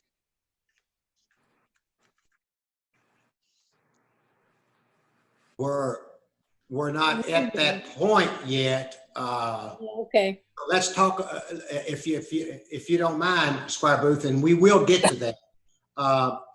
Let's talk about the sale of the building. Okay. Okay. Yeah, finally. So John. Yes, sir. Or whomever else.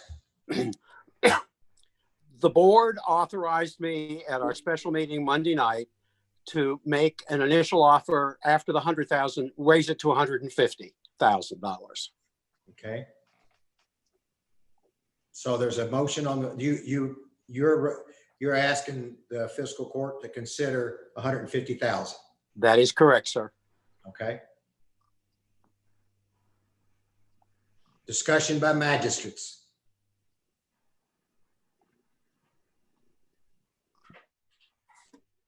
It's okay. I say that we deny it. You say denied? I do. Is there any? Judge, I'm with Squire Moore. I think I had made the initial comment about the $200,000 purchase price. We certainly know that this building has value. It was stated by everyone. Undercutting ourselves, and return on the investment that the citizens of Franklin County have in this, so that we can take this money and put it towards something else. I think that's short-sighted on the court's part if we walk this back and step down. So I'm going to stay at the 200. May I say something? Yes, you sure may. Absolutely. Okay. I want you all to keep in mind that when we're looking at this building, yes, Simon House is moving into it, but what Simon House does is we help our community. We help our community when they can't help themselves. So, as the judge had stated, we're going to see a lot more evictions coming up. We're going to see an increase in homelessness. We're going to see men and women and children out on the streets. And, this is giving us an opportunity, and keep in mind we are a nonprofit, that this is giving us an opportunity to help these people and have a roof over their head, albeit temporarily, while we are able to find them other housing. So, it is also going to be beneficial to our community and to the citizens of Franklin County that we have this available and that we are able to come to an agreement on this. Okay. Squire Booth, you've recommended 150, Yes. right? I could go with your 150. Is there anybody else that can go with 150? I don't see anybody else that will go with 150. So the next, John, if you don't mind, let's see what the next level is where the squires will go from this point. Okay. And then you all can say whether you can go with it or not. Let's go to 170. 170. Oh, you mentioned 175. Someone did in our last meeting, Yes. closed session. My number's 175, Judge. I'm at 175. You can do 175. Okay. Judge, I'm going to stay where I'm at. I'm at 175, Judge. All right. We've got 170. If we've got enough members on the board to go with 175, John and Rachel and Kevin. So I want you to I want you all to consider that. So if you will consider that, at 175, that's a little higher than what you all were asking. Do you still need 3 years as opposed to 2 to raise that extra money? Rachel, John, whomever. It would be nice. We can live with the 175. I was authorized by the board to go to that level. So the 3 years would be nice. It is not a requirement.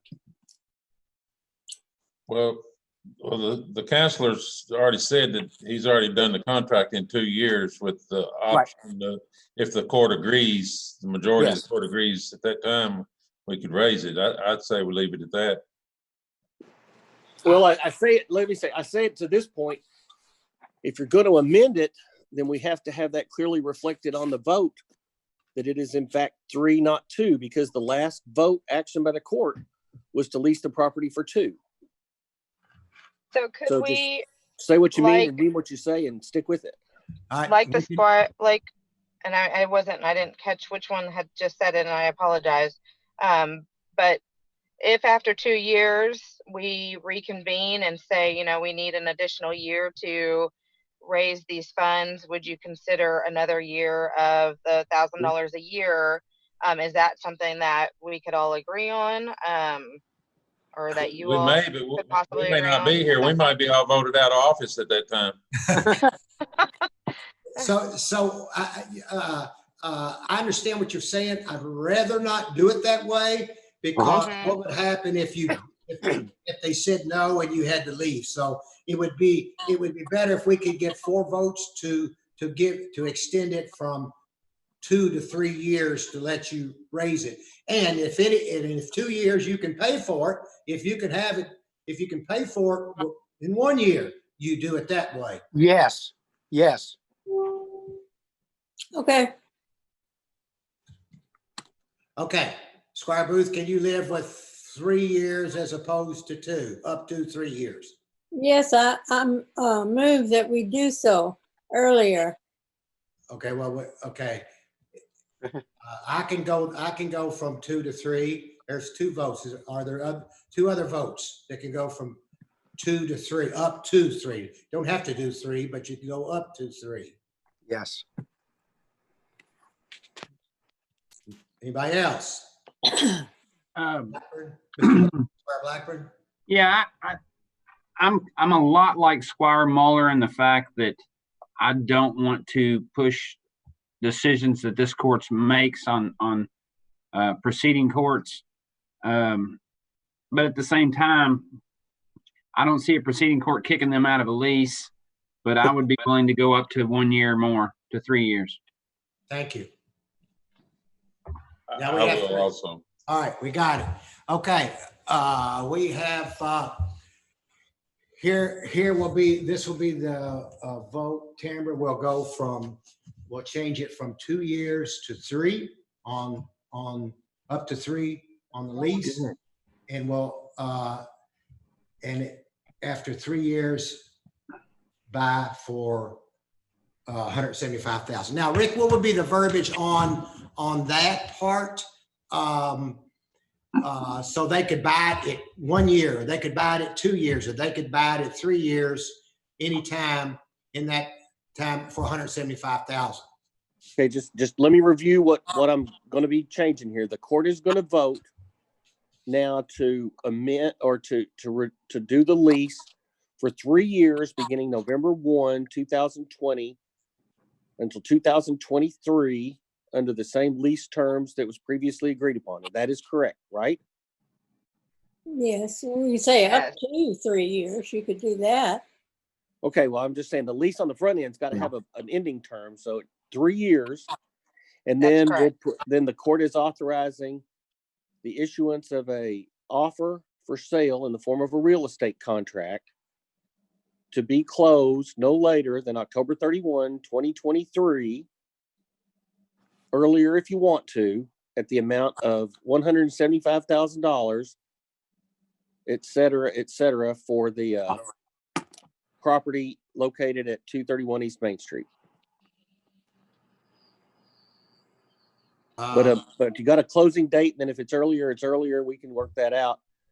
But as of right now, the offer is to sell it at 175, no later than 10/31/23. Yes. Okay, and then I we'll prepare a written offer for sale, subject to the agreement by the Simon House. Now I have a And question. then I'll amend, if that is the will of the court on a vote, I'll amend and redraft those little portions of that proposed lease. John, you want to finish your statement before move on? Sorry, John. Sorry. Yeah, sir. I have a question and a clarification. The question is on insurance. You said Simon House will be paying insurance. Is that for the entire building since it's still under your ownership, or is that just for our contents and our own liability? Liability destruction in the amount of $200,000 per incident, $300,000 in aggregate, and a $200,000 umbrella policy covering liability, damages, etc. And I'm confident, since the owners would still be maintained at the county government until closed, the county government would maintain their insurance, but the Simon House would have to pick up premises and liability insurance, with the county being named as additional insured. Perfect. That was my understanding. I wanted to clarify. Well, And that was what I had. That was my notes as well, sir. I just followed the track that. Perfect. Reference. And then my question, you know as well as I do that we're living in difficult times. If we come into the third year and the economy is in horrible shape and things aren't working out for any of us, is there a way to sever the purchase agreement at that point? Yeah. And this is Kevin Welch. That was my question as well. I wanted to confer on how that was worded. I apologize. I don't know what to sever. I've treated these as distinct things, not a rent to own lease, mortgage deed kind of thing. But there's a lease for use up to a certain point, and then the court is proposing a contract for sale to be closed by a certain day. Okay, so and this is so I don't know what you'd be severing because they're separate things. You're going to lease it. Okay. I'll let Kevin, if you take don't, the lead. I'm assuming you'll be in breach, so if you don't close it by that time,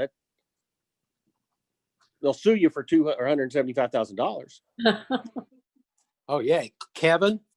Well, I guess my question, I guess when the board discussed this the other night and approved John to do this, I guess I guess what my question is how it's going to be worded. Is this and I wasn't at the last meeting, I apologize, but is this going to be basically that, I guess, an offer to purchase at that amount, or we vacate by a certain date, or is it going to be, is it going to be worded as a firm contract so that if we don't meet it, then as you just said, you're going to sue us for the money? The reason that I think the board's I apologize, sir. I didn't mean you're going to get sued for the money. Well, but that's the only remedy.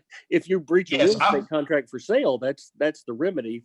You can't force them to buy it, but the remedy is a suit for damages. And I guess, and John, I don't mean to speak out of turn. I guess what the concern was with the board was if we go down 2 or 3 years, and let's say there's a horrible recession or something really bad happens, and financially it's just no way that, and I don't think that would happen, but financially there's no way that it can work for us to purchase it at that point, or fundraising completely goes south. I think that was the concern the board had, and if we would be permitted to be able to just essentially either walk away or whatever at that point. And I think that's what John meant by sever, if there was some exceedingly bad circumstance that couldn't be overcome for whatever reason. That the building would be the county's at that point. Rick, can it say after 3 years, they would be given the first right to buy the building for $175,000? Pardon me, I had to think for a second. Yes, you can say anything you want to. The thing is, if you do that, that's called an option. There's no problem with that. You'd be locked into not selling it to somebody else in the meantime. If it's a contract for sale with a certain date, then then that's what you're enforcing. Most real estate contracts like that would have a liquidating damages clause. You know, if you don't pay it at 175, they owe you $5,000. You'd keep in escrow, etc. But you're talking about three things. Number one's a lease. Let's put it over to the side. Then, if you're looking at how to structure this conveyance, it's either a contract for sale where the county would know we're going to sell it to, Simon House, or an option. But make no mistake, we can say anything you want to. I can craft anything you want to, but I'm not certain I'm hearing enough to know what you want. Well, they're asking for an out if they can't afford it. I guess is what. Yeah, but That's with correct. all due respect to the Simon House, I'm asking the court what you're proposing. Because that's what I've got to do is what the court directs. If they accept it, great. If they don't, we back to the drawing board. That's okay. I know the concern on the drive was because they wanted to be moving on this lease by the 1st of November, which is Monday or Sunday. The real estate transaction right now, I mean, you just got to the point of a purchase price. The court respectfully has to, not needs to, I don't know what you need, but you have to decide the mechanism of conveyance. You want an option or you want a contract for sale? My understanding, it was a contract for sale. I don't know that ever was determined that, but we'll move forward. Okay, let me go to the squires and their questions. Squire Sebastian, you're first. Thank you, Judge. My arm was getting a cramp there. I wanted to ask a question about the amount of funds that I think you had indicated, or our county attorney had indicated that I think it was you that had indicated we were going to put in, the county was going to appropriate through the CARES Act and use CARES Act money for this facility that we wouldn't be using CARES Act money for other activities. So is there an amount that we're looking at? I just want to make sure I understand that amount.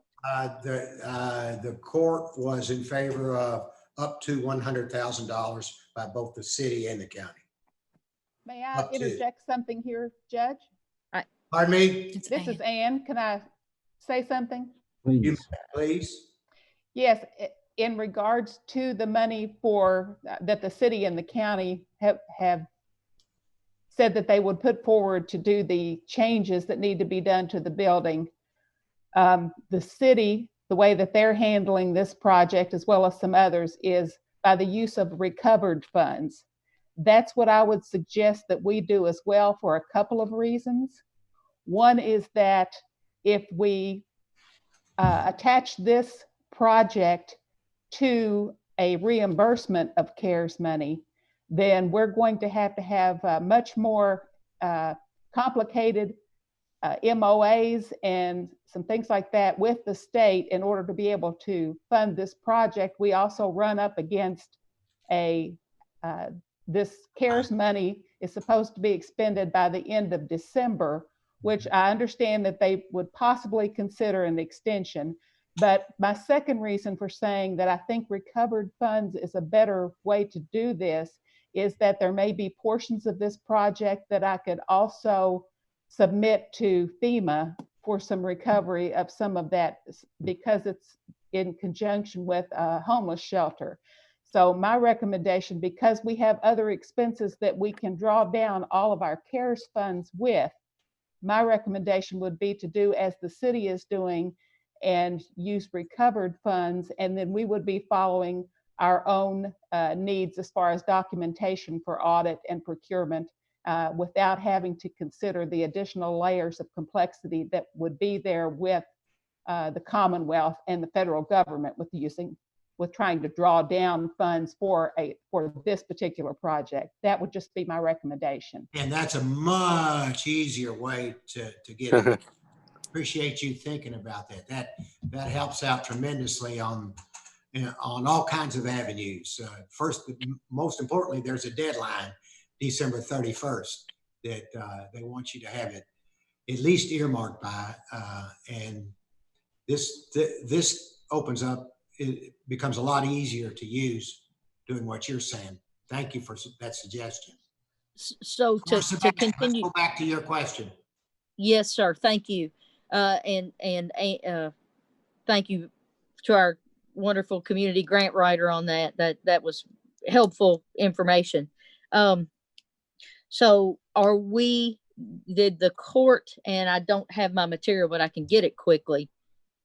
Did the court discuss up to the $100,000, but do we need to set a specific amount or just say up to X amount? I'm just trying to make sure I understand what we need to do to be clear. I think in our last discussion, because the unknowns, both the city and the county have talked about doing up to 100,000 because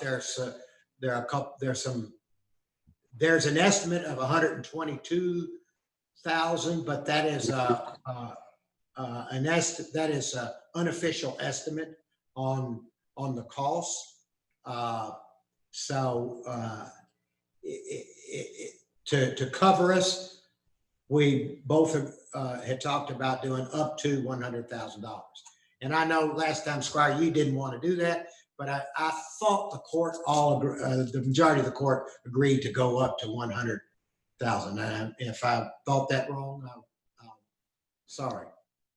Wait, no, I'm just trying to make sure I understand what we're looking at doing. So I guess the second step of the question is since that is a county-owned property and remains a county-owned property while it's under that 2-year lease, would our maintenance director, would he be the individual that is overseeing the upgrades to the facility? Yes. Okay, thank you. That helped me. I just wanted to make sure that was the case. Thank you. Squire Tracy, I'm sorry, Squire Tracy, I'm sorry. I'm writing something down. No, you're fine, Judge. Thank you. Just a quick question. Would the county have an obligation to have to consider a higher offer than 175 from another party? I'm asking that because it's not been actively listed for sale to the public. So that's why I'm asking. Is there an obligation that we have to, or that has to be in place? And maybe that's a county attorney question. That is. Well, are you talking about like right now? I mean, it's been offered and listed forever. All of the current offers have been rejected, and there's been no other efforts to market it that I'm aware of.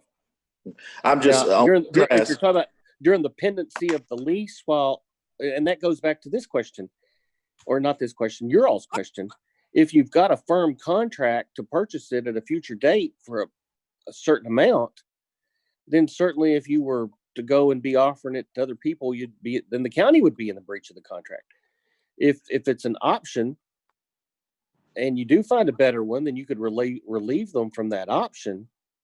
But there's no requirement at this point. I mean, I think the county's done as much due diligence as could possibly be done other than just a fire sale at the courthouse steps. And I don't say that facetiously, although we used to have them anyway. It's been marketed twice, rejected for sundry and various reasons. And here we are. Just asking because I know the last time, like I said, there was a sale, then it was that, the entity didn't want it. And then I know the Humane Society used it for a little while, but not having an active list or listing or sign in the yard. I just want to make sure that we're not obligated to anything like that. That's why I asked, for no other reason.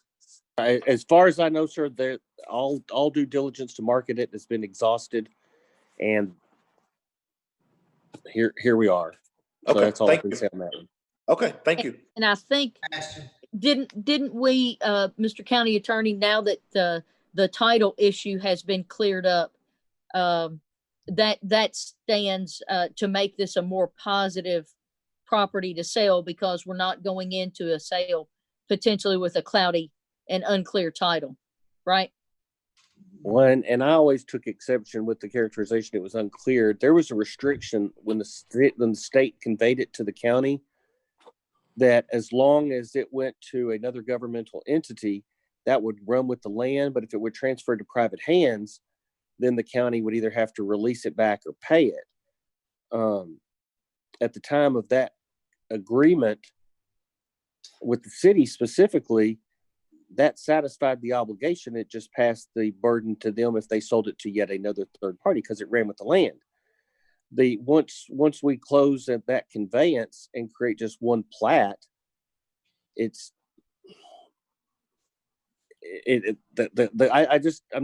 I've never been convinced about the cloud as the situations were presented, but it was cumbersome because of that restriction to sell it to to sell it to another governmental agency. Now it would be, now that restriction is lifted, and it will be when it closed, and it'd be available Simon House or anybody else without any further claim by the Commonwealth. Yes, ma'am. Let me clear that up just a little bit, because there were two offers.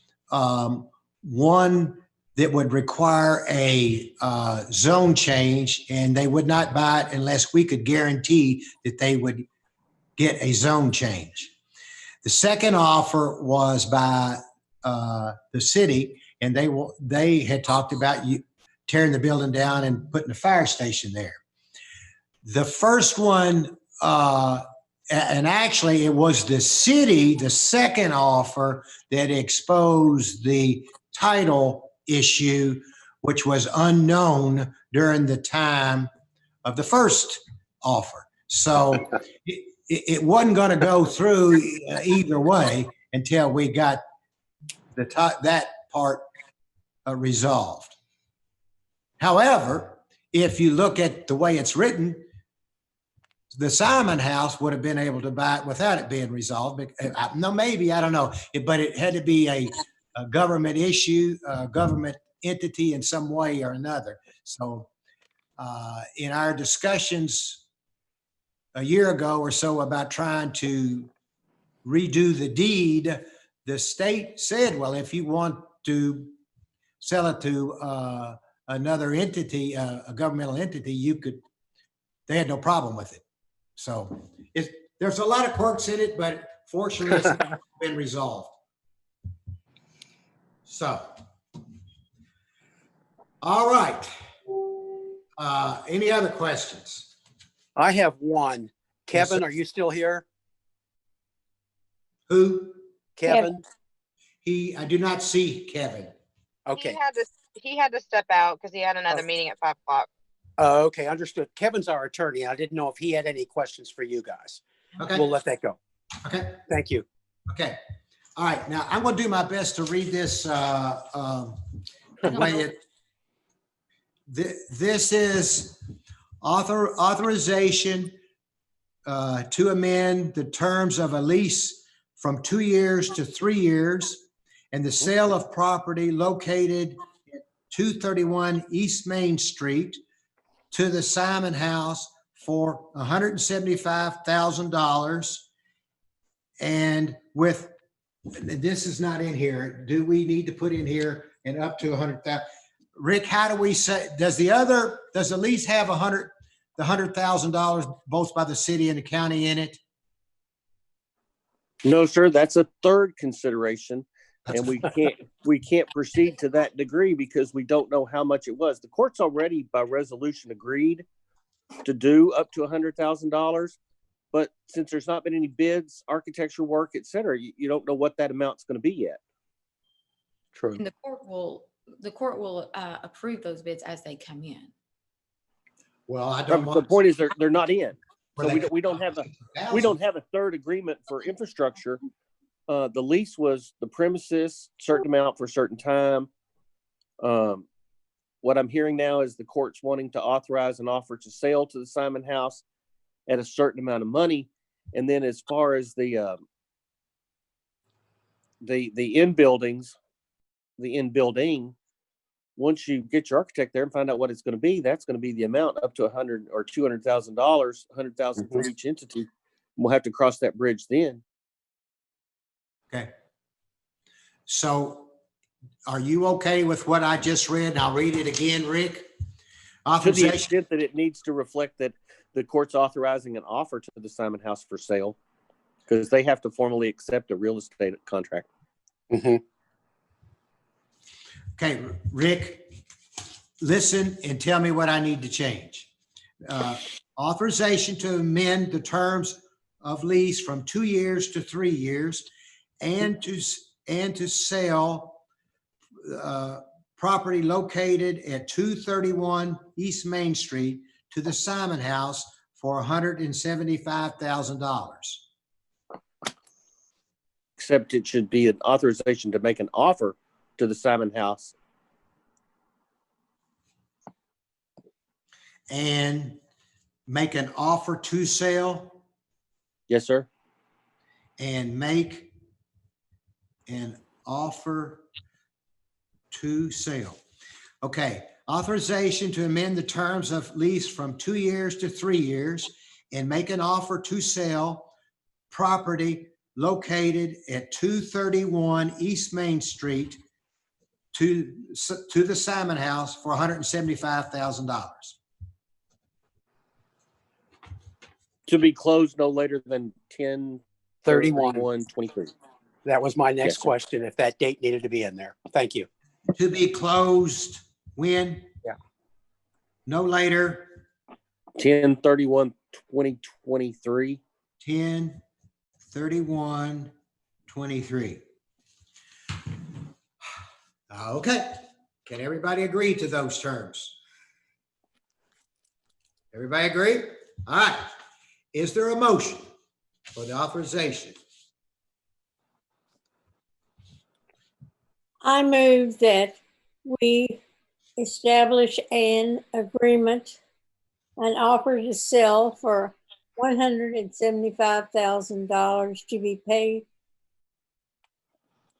by 10/31/23. And Thank you, Marty. What? I said, thank you, Squire. Oh. You're welcome. All right. Is there a second? Is there a second? I'll second it. Squire Moore, thank you. Okay, call the roll. Squire Sebastian, Sorry, it took me just a second to unmute that. I apologize. This is a bittersweet vote for me because my vote now hinges on the portion of the motion, since it's all bundled together, that binds a future court to a decision that's going to be made by this sitting body, which at the end of 3 years potentially won't be in place, as Squire Moore had said. And I've mentioned it numerous times. I hate to bind a future court. I don't want to make decisions that bind future courts. So with that bundled in here, unfortunately, I'm going to vote no, even though this is the noblest cause, and I think it's a good thing for us to do. Squire Blackburn, Yes. Squire Muller, I've said it before, I'm not liking the fact of binding, like Squire Sebastian said, a court, especially on a real estate deal, but I'm going to make an exception because this is the Simon House and they are a nonprofit doing good work in our community. So I'll vote yes. Thank Squire you. Tracy, Yes. Squire Booth, Yes. Squire Moore, I think the Simon House has a noble cause, and I think we bind the other courts all the time. We just did a $4.8 million binding, and I don't want this community to turn into a sanctuary community and bust people in like has previously been done for emergency housing. But for emergency housing for our own people, I think is a great thing. I vote yes.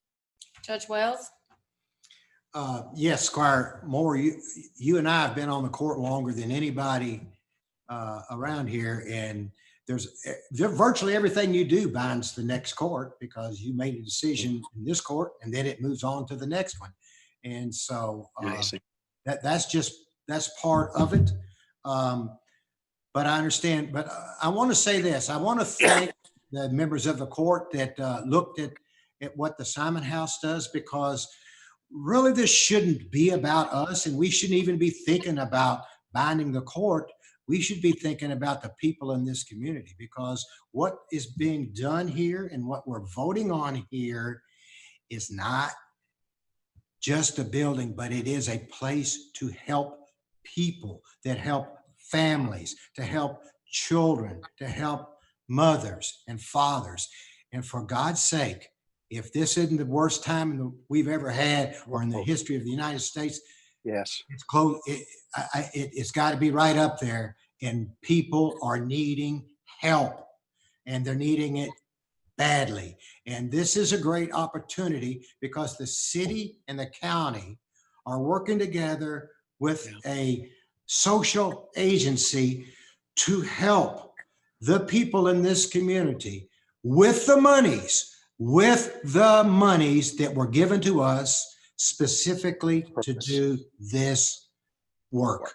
And so I'm very proud that I could have gone lower, but I'm proud that the majority of this court looked at this and said, hey, we've got to help the people in this community. So I vote yes.